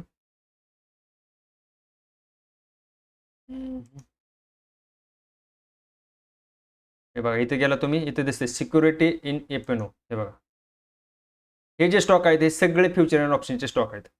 याच्यामध्ये तुम्ही म्हणजे तुम्ही इंट्राडे ट्रेडिंग किंवा ऑप्शन ट्रेडिंग याच्यामध्ये पण करू शकता, स्टॉकमध्ये पण.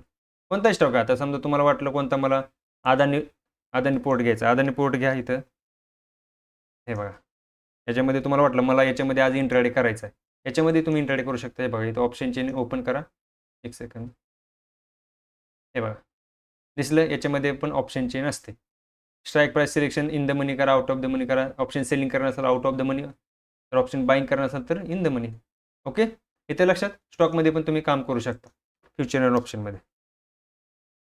सगळे स्टॉक याच्यामध्ये नसतात, हे लक्षात ठेवा. तुम्ही म्हणाल सगळे स्टॉक घ्या, नाही, सगळे स्टॉक नसतात.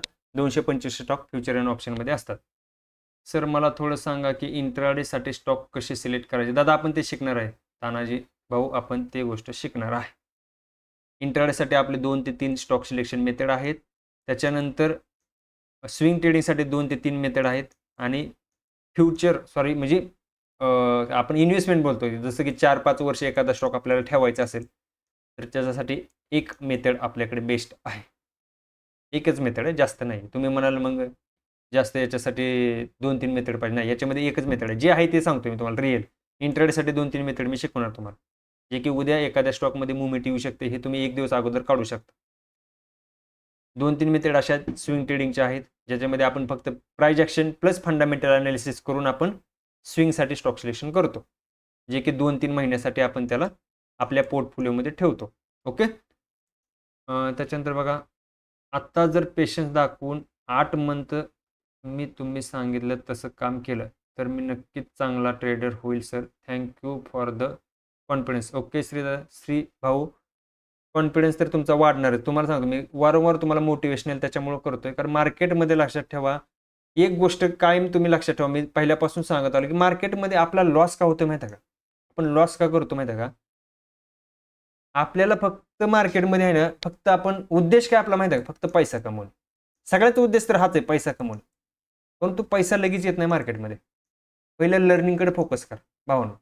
पहिलं लर्निंग करा. पैसा तुमचा ऑटोमॅटिक लक्षात ठेवा. तुम्ही आज 1 लॉटनं काम करताय. 1 लॉटने काम करताय. पण तुम्हाला वाटतंय ना की मी आज 1 लॉटने काम करतोय, एका लॉटने कधी पैसा बनायचा माझा?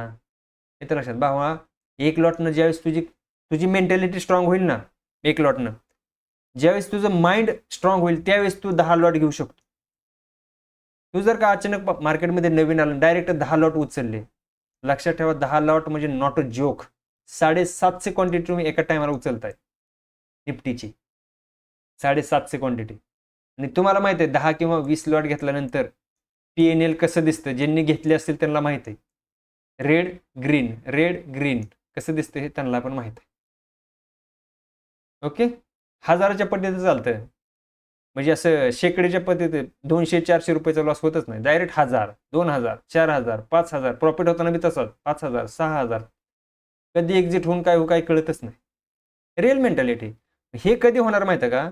10 लॉटची कधी सायकोलॉजी, ज्यावेळेस तू 1 लॉटवर चांगलं काम करशील ना, एका लॉटवर तुला कॉन्फिडन्स येईल ना, त्यावेळेस तू 10 लॉट काय तू 100 लॉट पण उचलायची तुझी तयारी असणार आहे. कधी असं पण नाही करायचं आता एका लॉटवर काम करतोय सर, चांगलं व्यवस्थित जमतंय, मी डायरेक्ट 10 लॉट घेतो. नाही, ही चुकी नाही करायची कधी. 1 लॉटवर काम करतोय, हळूहळू 2 लॉट घे, हळूहळू 3रा लॉट घ्यायला चालू कर, हळूहळू 4था लॉट घ्यायला चालू. आणि असं नाही करायचं. लक्षात ठेवा, तुम्ही 1 लॉटवर आज काम करता, एखादी न्यूज आली काहीतरी, बघा बऱ्याच लोकांना सवय असते, एखादी पॉझिटिव्ह न्यूज आली काय करणार, आज पॉझिटिव्ह न्यूज आहे मार्केट वरच जाणार, मी आज एक नाही मी डायरेक्ट आज 10 लॉट घेणार. नाही, ही चुकी तर कधीच नाही करायची. लक्षात ठेवा, एका लॉटनं तुम्ही 10 दिवस प्रॉफिट जेवढा काढलाय ना, आणि तुम्ही जर का एकाच दिवशी 10 लॉटनं काम करताय ना, 10 दिवसात जेवढा प्रॉफिट तुमचा झाला आहे तेवढा येसेल तुमचा ह्या 10 लॉटचा आहे. ही गोष्ट कायम लक्षात ठेवा. जर तुम्ही रेग्युलर 1 लॉटवर काम करताय आणि एका लॉटवर समजा तुम्ही 10 दिवस प्रॉफिटेबल झाला, प्रॉफिट काढलाय, या 10 दिवसाचा प्रॉफिट हा तुमचा या 10 लॉटचा, ज्या दिवशी तुम्ही 10 लॉट बाय करणार त्या दिवशी एका दिवसाचा तुमचा तेवढा एसेल आहे. स्टॉप लॉस तेवढा असणार आहे. ही गोष्ट तुम्ही विसरू नका. त्याच्यामुळे क्वांटिटी उचलताना लक्षात ठेवायचं आपला लॉस किती होणार आहे आणि आपला प्रॉफिट किती होणार आहे. ही गोष्ट कायम डोक्यात फिट ठेवायची. सर अलर्टच्या वरती कॅन्डल नाही, अलर्ट जसा आला तसं एक्झिट. आदित्य भाऊ, जसा अलर्ट आला की डायरेक्ट तिथे एक्झिट. कॅन्डल क्लोजिंगची वगैरे वाट बघायची नाही. ओके. सर ऑप्शन सेफ आहे की स्टॉक? तानाजी भाऊ, स्टॉक कधी पण सेफ आहे. स्टॉकमध्ये एक तुम्ही चांगल्या पद्धतीने तुमचा पोर्टफोलिओ बनवू शकता किंवा तुमचं चांगल्या पद्धतीनं सायकोलॉजी चांगली होते. स्टॉक कधी पण बेटर आहे ऑप्शनपेक्षा. ऑप्शनमध्ये पैसा लवकर बनत नाही, स्टॉकमध्ये चांगला पैसा बनतो. म्हणजे रिस्क कमी आहे स्टॉकमध्ये. ऑप्शनमध्ये रिस्क आहे. ज्यांना ऑप्शन ट्रेडिंग करते त्यांना माहीत आहे ऑप्शनमध्ये सगळ्यात जास्त रिस्क आहे. सगळ्यात जास्त रिस्क आहे शेअर मार्केटमध्ये. सगळ्यात जास्त आपण मागाशी बघा कोणीतरी म्हणलं होतं की 92% लोक शेअर मार्केटमध्ये फेल आहेत. त्याचं कारण फक्त ऑप्शन ट्रेडिंग आहे. तुम्ही स्टॉकमध्ये काम करा, 4-5 वर्ष स्टॉक घ्या बरं. 4-5 वर्ष तुम्ही रेग्युलर मी म्हणतो तुम्ही फिल्टर सुद्धा लावू नका, स्टॉक सिलेक्शन सुद्धा करू नका. फक्त तुम्ही निफ्टी 500चे कोणतेही स्टॉक घ्या, 4-5 वर्ष स्टॉक घेत राहा. रँडमली स्टॉक, तरी तुम्ही प्रॉफिटमध्ये असणार आहे 4-5 वर्षांनी. लिहून घ्या माझ्याकडनं तुम्ही. मी हे केलेलं आहे सगळ्या गोष्टी. रँडमली स्टॉक घ्या. स्टॉक सिलेक्शन सुद्धा करायची गरज नाही तुम्हाला. स्टॉक सिलेक्शन करायची सुद्धा गरज नाही. फक्त तुम्ही नाही का, जसं तुमचं पेमेंट येईल हळूहळू तसं काय करायचं, थोडे थोडे स्टॉक घेत राहायचे. SIP टाईप, जसं आपण SIP करतो ना महिन्याला 5,000 10,000ची, तसं 5-10,000चे तुम्ही जर महिन्याला स्टॉक घेत गेला, 4-5 वर्षांनी तुमचा तुम्ही पोर्टफोलिओ ओपन करून बघा, कमीत कमी तुम्हाला 7 ते 8% वर रिटर्न असतील. येतं लक्षात? कारण ॲव्हरेजिंग होते, कंपाऊंडिंग होते त्या स्टॉकमध्ये, त्याच्यामुळं तो स्टॉक आज ना उद्या वरच जातो. एखादा स्टॉक जाऊ पण शकतो खाली, असं नाही की सगळे स्टॉक वर जातील, एखादा स्टॉक खाली जाऊ शकतो, पण सगळे स्टॉक तर खाली जाऊ शकत नाहीत. कारण निफ्टी 500चे स्टॉक आहे, समजा तुम्ही टोटल एक 20-25 स्टॉक घेतले तर 20 स्टॉक तर कधीच पडणार नाही तुमचे. मी म्हणतो त्यातले 2-4 स्टॉक पडतील पण, परंतु बाकीचे जे 15-16 स्टॉक आहेत ते तुमचं कव्हर करतील त्या स्टॉकला. ओके. मी कधी कधी रँडमली स्टॉक घेतो, असं पण नाही की स्टॉक फिल्टरच करून घेतले पाहिजे, रँडमली वाटलं घेऊ शकतो. सर ऑप्शन सेफ आहेत की स्टॉक सर सांगितलं ऑलरेडी तुम्हाला. अजून विचारा, काय क्वेश्चन आहेत का?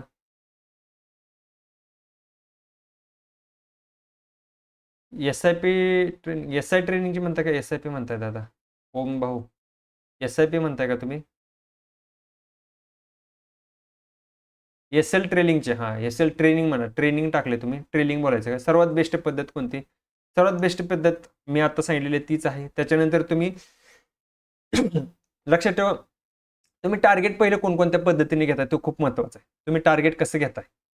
जर तुम्ही एंट्री इथं गेली, समजा इथे एंट्री, तुमचं टार्गेट असतं काय? एक तर बऱ्याच जणांचं सांगतो टार्गेट घेण्याची पद्धत कशी असते. माझी 3 पद्धत आहेत. मी टार्गेट कसं घेतो, माझी एंट्री इथे, माझा SL समजा याच्या खाली आहे, 1:2 हे माझं पहिलं टार्गेट समजा असेल. दुसरं टार्गेट माझं काय असणार आहे?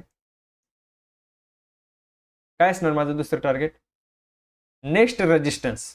काय असणार? समजा मी कॉल बाय केला आहे, तर माझं नेक्स्ट रेजिस्टन्स हे दुसरं टार्गेट असणार.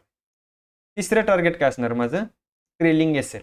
अशा 3 पद्धतीने तुम्ही तुमचा म्हणजे ट्रेड घेऊ शकता किंवा तुम्ही तुमचं टार्गेट घेऊ शकता. एक म्हणजे कोणतं? 1:2, म्हणजे जेवढी तुमची रिस्क आहे त्याच्या दुप्पट मी टार्गेट घेईन.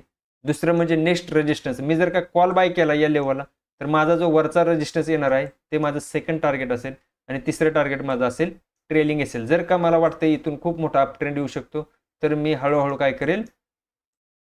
SLला ट्रेल करेल, हळूहळू त्याला वर नेल. अशा पद्धतीने 3 पद्धतीने तुम्ही टार्गेट तुमचं घेऊ शकता. याच्यामध्ये पण अजून ॲडव्हान्स गोष्टी आहेत, त्या पण आपण आपल्या लर्निंगच्या वेळेस शिकणार आहे. कारण सगळं जर का आता शिकवलं तर सगळी खिचडी होईल भावांनो. त्याच्यामुळे तुम्ही घाई नका करू. बऱ्याच जणांना खूप घाई लागली, लगेच SL टार्गेट एंट्री ह्या गोष्टी शिकायच्या. वेट करा, याच्यामध्ये पण ॲडव्हान्स गोष्टी भरपूर आहेत, त्या पण आपण शिकणार. सगळ्यांना एकच घाई, एंट्री कशी घ्यायची, SL कसा लावायचा आणि टार्गेट कसं घ्यायचं, ह्या 3च गोष्टीसाठी सगळ्यांची धडपड असते मार्केटमध्ये. लक्षात ठेवा, याच्या व्यतिरिक्त कोणती गोष्ट आहे का? एक म्हणजे एंट्री, दुसरी गोष्ट काय असते? एंट्री ही पहिली गोष्ट. सगळ्यात प्रथम एंट्री माझी बरोबर झाली पाहिजे, ही एक पहिली गोष्ट असते. माझा SL एक बरोबर लागला पाहिजे, ही दुसरी गोष्ट असते. आणि तिसरी गोष्ट काय असते? मला टार्गेट माझं परफेक्ट आलं पाहिजे, ही तिसरी गोष्ट असते. सगळं नाही का, सगळी लोक याच गोष्टीसाठी मार्केटमध्ये धडपड करतात. तुम्हीच नाही, मी पण नाही, सगळीच लोक करतात. आणि ही गोष्ट सगळ्यात खतरनाक आहे मार्केटमध्ये. ही गोष्ट ज्याला सापडली मार्केटमध्ये, तो मार्केटमध्ये चांगल्या पद्धतीने पैसा कमवतो.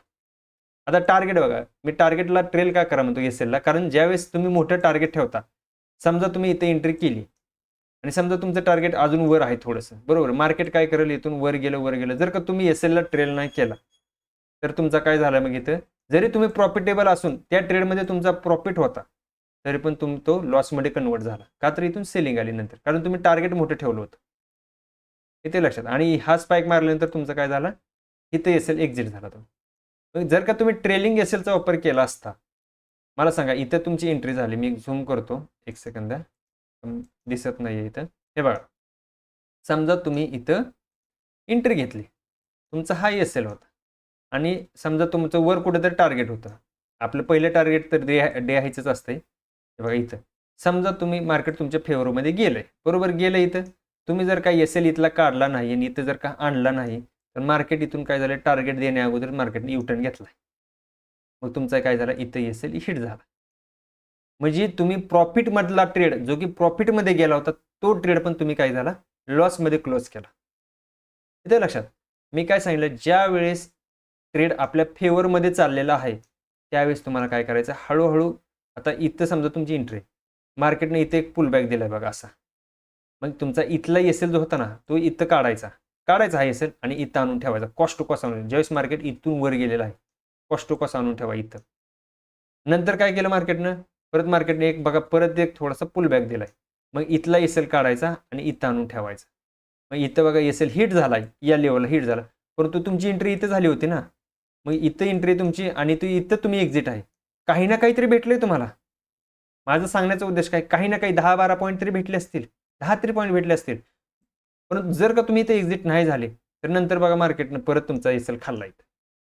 मग माझं ते सांगतो मी, ट्रेलिंग एसएल करण्यामागचं कारण एक आहे की तुम्ही तुमच्या फेवरमध्ये गेलेला ट्रेड तुम्ही लॉसमध्ये कधीच क्लोज करणार नाही. याचं कारण असतं तुम्ही एसएलला ट्रेल केलेला आहे. काय केले तुम्ही, एसएलला तुम्ही ट्रेल केलेला आहे, त्याच्यामुळे तुमचा एसएल जाणारच नाही. काही ना काही 10-12 पॉईंट तरी घेऊन तुम्ही, म्हणजे आय थिंक तुम्ही एक पद्धतीने समजून चाला की तुम्ही ब्रोकरेज तरी काढाल, ब्रोकरेज आणि थोडंफार तुम्हाला वर प्रॉफिट होईल. येते लक्षामध्ये. सर ऑप्शनमध्ये असेल किती पॉईंटचा लावावं ते दादा याच्यावरती नाही ठरत, ते कॅन्डल स्टिकवरती किंवा ते कॅन्डल कसे आहे त्याच्या साईजनुसार ठरते. इथे लक्षात एसएल असं फिक्स नाही सांगू शकत मी किती पॉईंटचा असतो तो. हो बीएससी शेअर्सचा चार्ट बघून सांगा ना, माझी 2900ची बाईंग आहे. ओके बघू आपण, 138 शेअर्स आहेत. ओके साहेब भाऊ ते पण बघू. मार्केट प्री ओपनमध्ये कळेल का सर, मार्केट साईडवे राहील का ट्रेंडी 9 to 9:15? नाही दादा ते नाही कळत. ऑप्शनचा डाटा जोपर्यंत तुम्ही बघत नाही तोपर्यंत तुम्हाला नाही कळणार. प्री ओपन मार्केटमध्ये त्या गोष्टी नाही समजत संजय सर, प्री ओपनमध्ये त्या गोष्टी कधीच नाही कळत. ओके एक टाइम एक हां एक टाइम त्याचा नाश्ता तरी होईल. हां तेच म्हणायचं त्यांना की ट्रेलिंग एसएल ज्यावेळेस करतो आपण, समजा इथे एंट्री घेतली आणि ज्यावेळेस ट्रेलिंग एसएल आपला इथं जातोय 10 पॉईंट भेटले म्हणजे आपला एक टायमाचा नाश्ता किंवा आपलं जेवण वगैरे होईल एक टायमाचं. ओके तुम्ही लॉट साईज किती घेता त्याच्यावर, समजा काही लोकांनी इथे एक लॉट घेतला असेल तर 10 पॉईंट म्हटलं तरी 750 रुपये होतात. लक्षात ठेवा, असं नका समजू की 750 रुपये खूप कमी आहेत. तुम्हाला लक्षात ठेवा तुम्ही लावलेलं असतं 10,000 रुपये, म्हणजे एक लॉट तुम्ही बाय केलेला असतो आणि तुम्हाला 750 रुपये भेटतात, म्हणजे हे काही कमी नाही आहे. 1000 रुपये जरी भेटले तरी हे काही कमी नाही आहेत त्याच्यासाठी. 10,000च्या मानाने 1000 रुपये दिवसाला तुम्हाला कोण देते, कोण देते एवढं व्याज तुम्हाला सांगा, कोणच नाही देत. बँक सुद्धा देत नाही. बँक तर वर्षाला 4% रिटर्न देते, 4 ते 5 एफडी केल्यानंतर फिक्स डिपॉझिटमध्ये. ओके ओके अजून काय, हां यांचं म्हणणं आहे की बीएससी शेअर्स बघायचं. ओके बीएससी बघू आपण एकदा,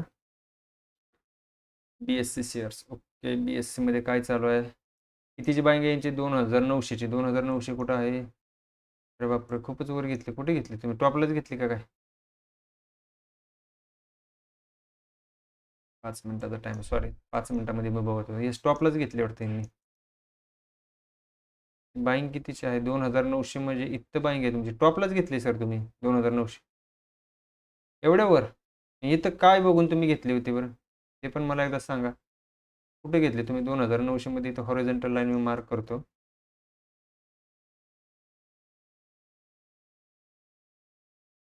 इथं जर का 2,900 टाकले,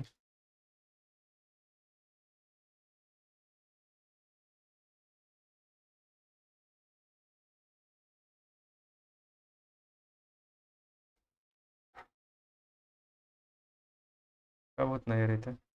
ठीक आहे काढून टाकू आपण, जाऊ दे. 2,900 म्हणजे तुमची बाईंग जवळपास या लेवलला झाली. इथं काय बघून तुम्ही एंट्री घेतली होती सर, मला सांगा एकदा. एवढ्या लेवलला इथं वर काय एंट्री घेतली, कारण काय, ब्रेकआउट नाही काही नाही, कशाचंच काही नाही. रेजिस्टन्सला इथे एंट्री घेण्यामागचं कारण काय होतं, आणि इथं सेलरचा, येस सेलरनं तर इथूनच सेलिंगचे प्लॅनिंग केलं होतं. इथे एंट्रीचा प्लॅनच नव्हता ना सर, काय डेलीमध्ये पण काही नाही, काहीच नाही इथं. ना ब्रेकआउट झाला ना रिटेस्ट करून प्राइस वर निघाली, काहीच नाही झालेलं इथं. हा इथून जर का प्राइस समजा अशी वर जाऊन खाली येऊन परत या, आता जर का हा रजिस्टर इथून जर का पुल बॅक देऊन वर निघाले असते तर मान्य करतो इथं तुम्ही एंट्री घ्यायला पाहिजे होते, परंतु हा वर ब्रेकआउट पण नाही झालेला, डायरेक्ट ब्रेकआउट दिला इथं. काहीच नव्हतं, आणि प्रिव्हियस हा रेजिस्टन्स पण नाही, असं बी नाही की हा रेजिस्टन्स ब्रेक करून प्राइस वर जाते तुम्ही एंट्रीचा प्लॅन करताय. इथे एक मी समजू शकतो, इथून समजा या लेवलवरनं प्राईस आली होती, कुठून इथे एक डायरेक्ट ब्रेकआउट झाला, कुठं या लेवलला, इथं तुम्ही एंट्री घेणं साहजिक होतं. परंतु इथे एंट्रीचा प्लॅनच बनत नव्हता ना. कोणताच सेटअप इथं सांगत नाही एंट्रीचा प्लॅन घ्यायला तुम्हाला. आता बघा इथून सांगतो, प्राईजला जर का इथून खाली यायचं असेल, एक सेकंद, इथंच बाईंग झोन आहे याचा, 2000 पर्यंत येईल हा स्टॉक, अजून 400 पॉईंटने पडू शकतो. खरा बाईंग झोन इथंच आहे, बाहेर इथंच ॲग्रेसिव्ह येतील.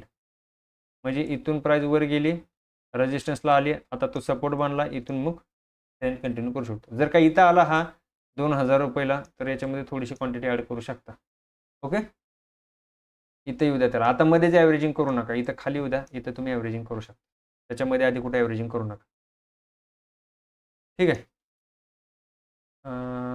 ओव्हरट्रेड अवॉइड कसे करायचे? ओव्हरट्रेड आपलं कधी होतं माहिती आहे का आदित्य भाऊ, ज्यावेळेस तुमचा व्ह्यू जर का सेट नसेल. लक्षात ठेवा, मार्केटमध्ये व्ह्यू जर का तुम्ही आज बुलिश किंवा बेरिश डायरेक्शनला कन्फर्म आहे, तुमचा व्ह्यू आहे आज बुलिश किंवा बेरिश, जोपर्यंत मला पुढचा ट्रेड भेटत नाही तोपर्यंत मी पुढचा ट्रेड घेणार नाही. जर का माझा व्ह्यू बुलिश असेल, जोपर्यंत मला कॉलचा ट्रेड भेटणार नाही तोपर्यंत मी कॉलमध्ये एंट्री घेणार.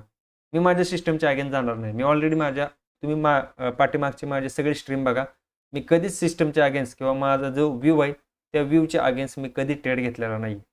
माझा व्ह्यू बुलिश आहे तर मी बुलिश ट्रेडसाठी बघेन, बेरिश ट्रेडला बघणारच नाही.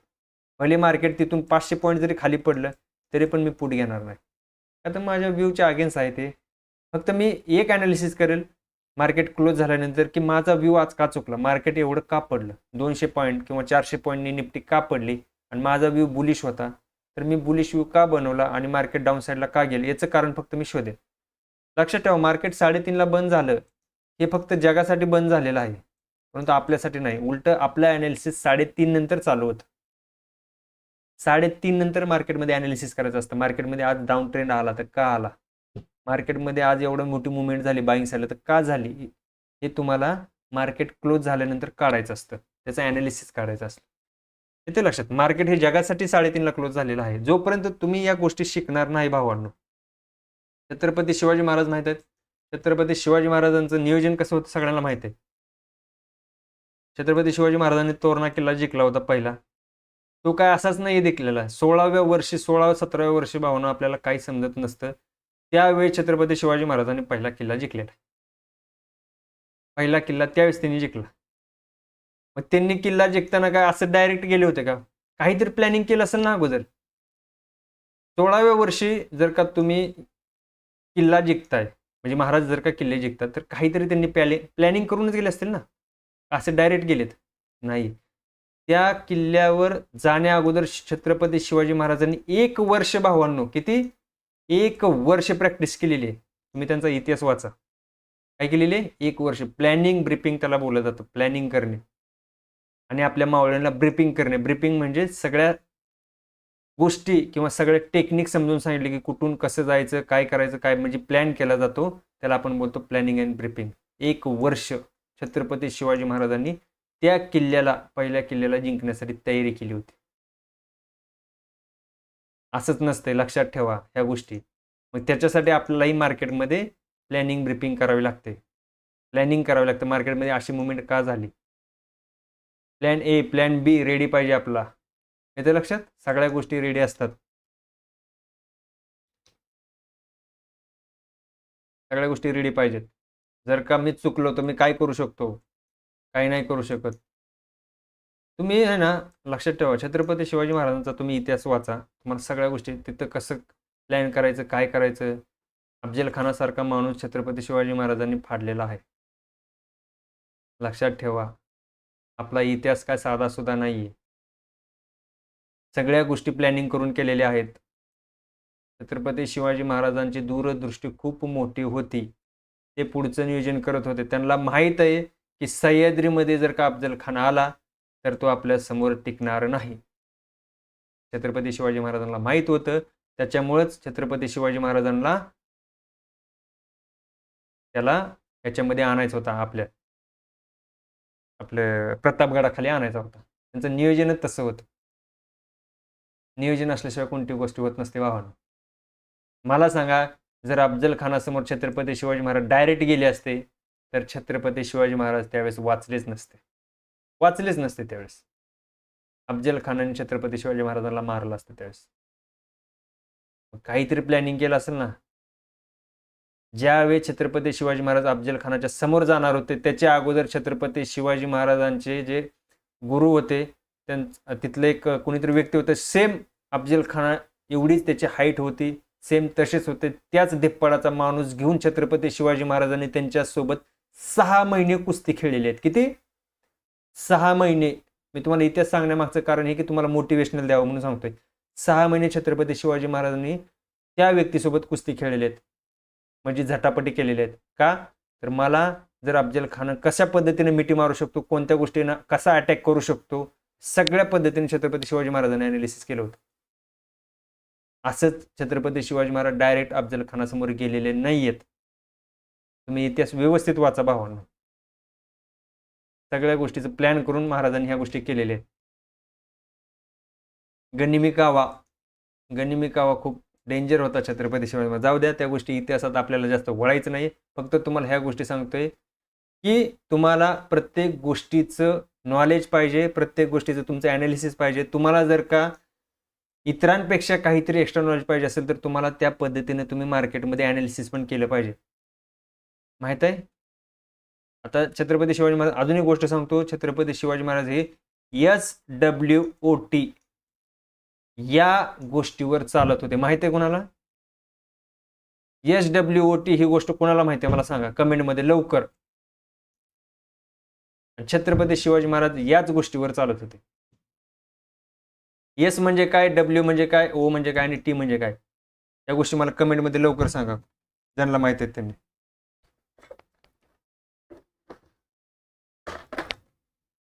लवकर. SWOT याचा लॉंग फॉर्म काय होतो आणि छत्रपती शिवाजी महाराजांनी त्याचा उपयोग आपल्या स्वराज्यामध्ये कशा पद्धतीने केला होता माहिती आहे कोणाला?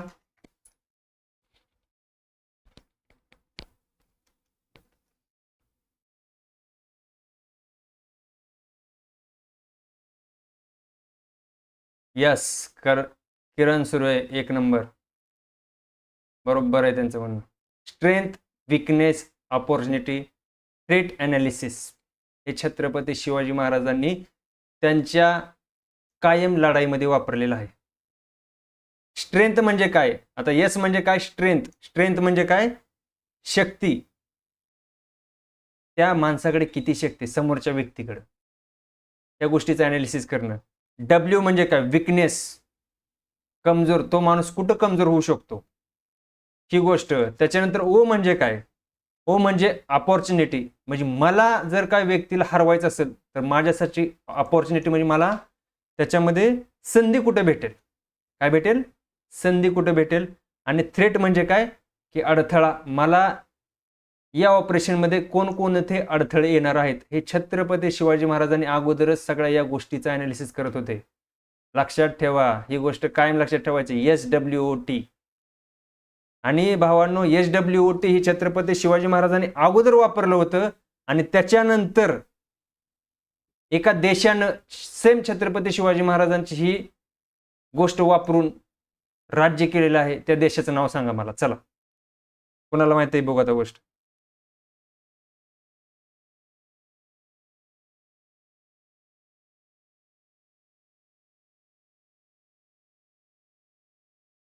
कुणाला माहिती आहे ही गोष्ट? छत्रपती शिवाजी महाराजांनी SWOTची सगळी त्यांनी आखणी केली, पण हीच आखणी नंतर एका देशावर राज्य करण्यासाठी या गोष्टीचा उपयोग केलेला आहे. त्याला SWOT बोललं जातं. कोणत्या देशावर SWOTचा वापर केला होता? यस, BSF, एक्समॅन, अनिल सर यांचं उत्तर बरोबर आहे.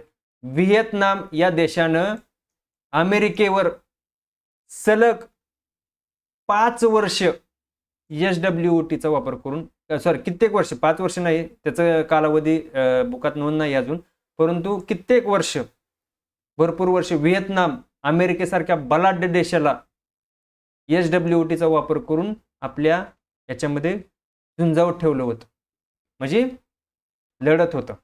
SWTचा वापर करून. लक्षात ठेवा, एवढ्या साऱ्या बलाढ्य देशाला, अमेरिकेसारख्या, व्हिएतनामसारख्या छोट्या देशाला SWT छत्रपती शिवाजी महाराजांची स्थापना केली. म्हणजे स्थापना म्हणणं नाही, पण या गोष्टीचा त्यांनी वापर केलेला आहे SWTचा.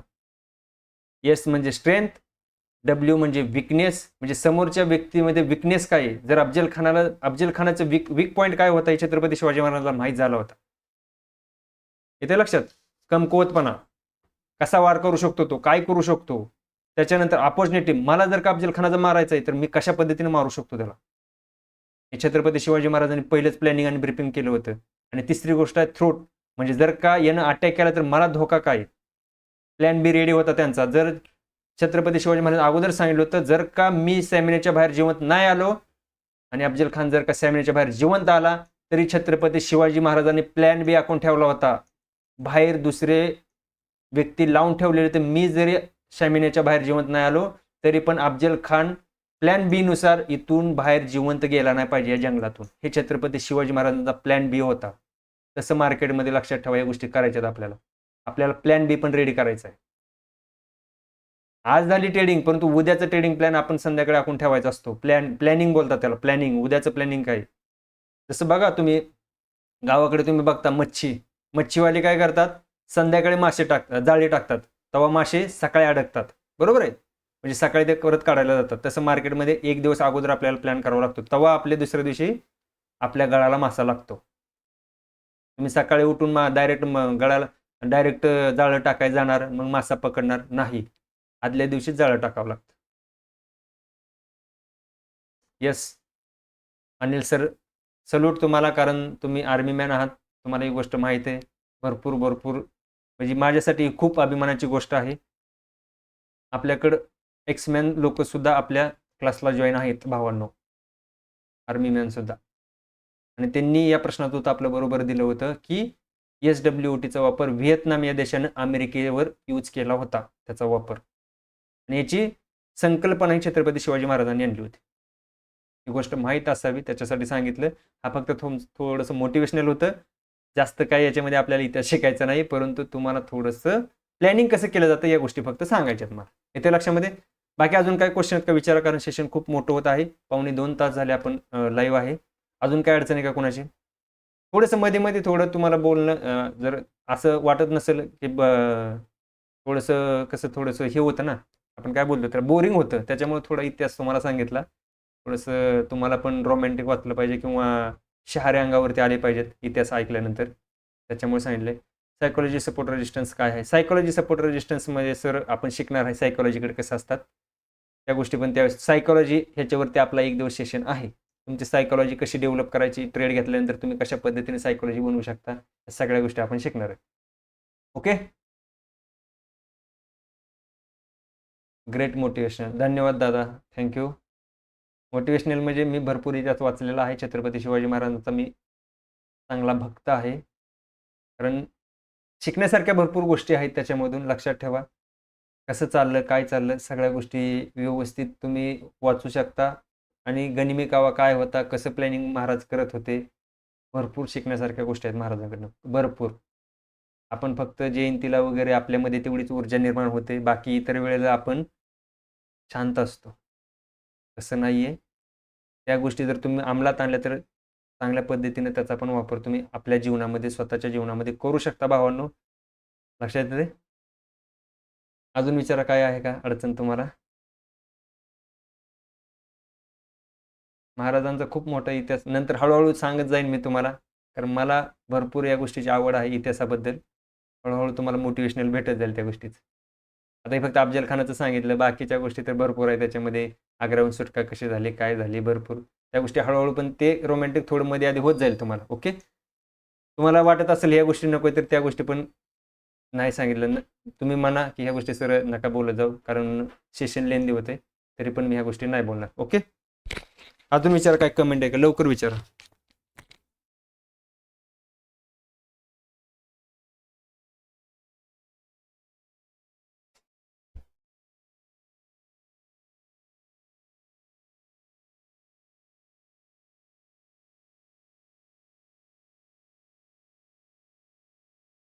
नक्की सर. ओके सचिन भाऊ. ओके, अजून काय अडचण आहे का? नक्कीच महाराजांबद्दल ऐकायला आवडेल. ओके गणेश भाऊ, धन्यवाद.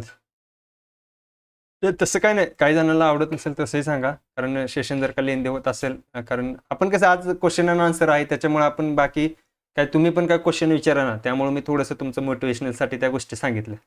ओके, असं काही नाही आहे, दररोज अशा गोष्टी नाही होणार. ज्या दिवशी आपण रिलॅक्स असेल त्या दिवशी थोडंफार या गोष्टी चालतील, इतिहास वगैरे. ओके, बाकी इतर वेळ नाही, सेशनच्या वेळेस नाही चालणार. सेशनच्या वेळेस तुम्हाला फक्त शिकवलंच जाईल. ऑप्शन चेनवर जे सपोर्ट रेजिस्टन्स असतात ते काम करतात का? ठराविक वेळेला करतात किरण सर, प्रत्येक वेळेला काम नाही करत त्या गोष्टी.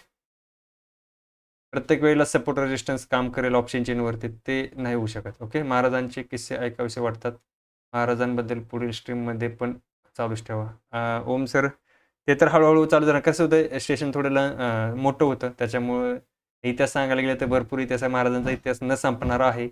अख्खं 60 दिवस म्हणलं तर मी 60 दिवस महाराजांबद्दल बोलू शकतो, एवढा इतिहास माझा पाठ आहे. ओके, परंतु आपल्याला सेशन शिकवायचं आहे, ते लक्षात. त्याच्यामुळे मध्ये आधी आपलं चालूच राहील. ज्यावेळेस आपलं क्वेश्चन आन्सर असेल ना, त्यावेळेस थोडंफार चालू राहील. मध्ये आधी तुम्हाला एक थोडंसं मोटिवेशनल महाराजांबद्दल वाटण्यासाठी त्या गोष्टी बोलल्या जातील. ओके, अजून काय अडचण का विचारा, चला पटापट. नसेल तर आपण सेशन क्लोज करू. उद्या संडे आहे, उद्या पूर्ण दिवस बंद राहील, सेशन असणार नाही. नाहीतर परत मेसेज टाकतात सर आज सेशन आहे का नाही आहे का. संडेला सेशन आपलं नसतं. संजय सरांचं म्हणणं आहे सांगत जा सर, मोटिवेशनल होतं माणूस. येस, सांगत जाईन मी मध्ये आधी, तुम्हाला नक्की सांगत जाईल. ओके, उद्या संडे आहे, उद्या सुट्टी राहील सेशनला, उद्या सेशन होणार नाही आपलं. डायरेक्ट आता सोमवारी संध्याकाळी सेशन होईल. सोमवारी आपण IPO बद्दल शिकणार आहे, इथे लक्षात. आपण सगळं IPOचं डिटेल्स आपण सोमवारी, आपला IPO पूर्ण कव्हर होऊन जाईल सोमवारी. एका दिवसामध्ये IPO संपून जातो सोमवारी. ओके, 1.5 तासामध्ये तुम्हाला कसं IPOला कसं अप्लाय करायचं, कोणता IPO घ्यायचा, कोणता IPO नाही घ्यायचा, आपण हे सगळं त्यावेळेस शिकणार आहे. आपल्या रिअल डेमेट अकाउंटवरती आपण बाय कसं करायचं, किंवा किती कॅपिटल लागतं, किंवा कसं, मग जर का आपल्याला IPO नाही भेटला तर कधी पैसे रिटर्न येतात, सगळ्या गोष्टी क्लिअर करणार आहेत. ओके, त्यावेळेस आपण ह्या गोष्टी सगळ्या क्लिअर करून घेऊ. आत्ता सर ओव्हर ट्रेडिंग कशी थांबवता येईल, सागर सर आपण त्यावेळेस शिकणार आहे. ट्रेडिंगच्या वेळेस तुम्हाला सगळं क्लिअर सांगतो. तुम्ही दिवसाला 1 ते 2 ट्रेड करणार, गॅरंटी देऊन सांगतो मी. 1 ते 2 ट्रेडपेक्षा जास्त ट्रेड कोणच करणार नाही. लास्ट क्वेश्चन, काय क्वेश्चन आहे तुमचा, विचारा सागर भाऊ. ओके सर, धन्यवाद. Good night. गुड नाईट सगळ्यांना. तुम्ही कधीपासून करत आहात ट्रेडिंग? दादा मी कोरोनापासून ट्रेडिंग करतो श्रीकांत भाऊ, कोरोनापासून करतो. 6-7 वर्षाचा अनुभव आहे. 6-6.5 वर्ष, 7वं वर्ष मला सुरू आहे आता सध्या. रणजित देसाई, कोणता स्टॉक आहे हा? Eternal stock. ओके, यांचा एक स्टॉक फक्त बघू आता आपण. त्यांनी मगाशी पण एक कमेंट केली होती, त्याच्यामुळे मला बघावीच लागेल ती. इटर्नल, हा स्टॉक बघायचा आहे. ओके, किती रुपयाचा आहे? 270 रुपयाचा स्टॉक आहे हा. ओके, वीकली टाईम फ्रेममध्ये काय चालू आहे स्टॉकमध्ये? ब्रेकआउट तर झालेला आहे, पुलबॅक पण झालेला आहे, पुलबॅक पण झालेला आहे या स्टॉकमध्ये. एक सेकंद, विथ रिटेस्ट पण झालेला आहे, परंतु अजून थोडासा पुलबॅक व्हायला पाहिजे होता याच्यामध्ये. आता नका बाईंग करू, थोडासा याला अजून रिटेस्टला येऊ द्या, थोडीशी सेलिंग येऊ द्या.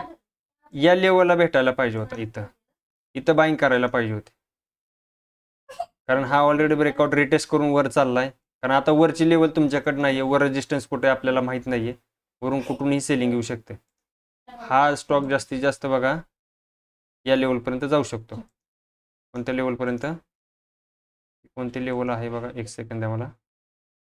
किती आहे? 330. आता कितीला चालू आहे तो? 318 रुपये. या लेवलपर्यंत जाऊ शकतो तो. इथून सेलिंग येण्याचे चान्सेस आहेत या स्टॉकमध्ये, कारण प्रॉफिट बुकिंग अजून तेवढी पाहिजे तेवढी झालेली नाहीये. पुलबॅक खूप मोठा पाहिजे, एवढा छोटा पुलबॅक नाही पाहिजे. म्हणजे इथून प्राइस ज्या लोकांनी बाईंग केलेला आहे या लेवलवरनं इथून जर का सेलिंग येते, इथं कुठं भेटतोय तुम्हाला स्टॉक, तर मग तुम्ही फ्रेश इथं बाईंग करू शकता या लेवलच्या आसपास वरती, किंवा इथं सपोर्टवरती येतो तर चांगली गोष्ट आहे. ओके, इथं बाईंगचा प्रयत्न करा. सर कमोडिटी ट्रेडिंग करता का तुम्ही? नाही, मी कमोडिटी जास्त करत नाही, पण तो आपण कमोडिटी शिकणार आहे. आदित्य सर आपण कमोडिटी शिकणार आहे. ट्रेंड होल्ड ठेवण्याची जास्त आदत आहे. Okay, thank you sir. Good night Sagar भाऊ. ओके, चला मग उद्या तर काय सुट्टी राहील, सोमवारी भेटू. गुड नाईट सगळ्यांना. आणि सगळ्यांना परत एकदा गोकुळ अष्टमीच्या आणि दहीहंडीच्या माझ्याकडून सगळ्यांना खूप खूप शुभेच्छा. असाच तुमचा प्रतिसाद राहू द्या, असंच विश्वास दाखवा. शेवटपर्यंत फक्त 2 महिने द्या. 2 महिन्यामध्ये तुम्ही चांगल्या पद्धतीने आपण ट्रेडिंग शिकू. जर का अजून तुमचे कोणी मित्र येणार असतील त्यांनाही आपला चॅनल रेफर करा. आणि सगळ्यांनी चॅनलवर नवीन असेल तर सबस्क्राईब करा, लाईक करा, कमेंट करा आणि जास्तीत जास्त मित्रांपर्यंत शेअर करा. कारण एवढ्या बेसिक गोष्टी भावानं, एवढ्या छोट्या छोट्या गोष्टी कोणीही शिकवत नाही शेअर मार्केटमध्ये. आणि तुम्हालाही माहिती आहे, तुम्ही ही पेड कोर्सेस केलेले असतील किंवा जॉईन केले असतील तर फी काय असते शेअर मार्केट शिकण्याची, किंवा कितपत तुम्हाला शिकवलं जातं ही गोष्ट पण तुम्हाला चांगल्याच पद्धतीने माहीत आहे. कारण मी ज्या पद्धतीने कोर्सेस केलेले मला माहिती आहे. कोणताही शेअर मार्केटचा कोर्स घ्या तुम्ही, 5 ते 10 हजारच्या खाली फी नाही आहे. आणि त्याच्यामध्ये एवढा ॲडव्हान्स लेवल किंवा एवढं बेसिकपासून कुणीही शिकवत नाही. एक दिवस आपला एक सेशन एका टॉपिकवर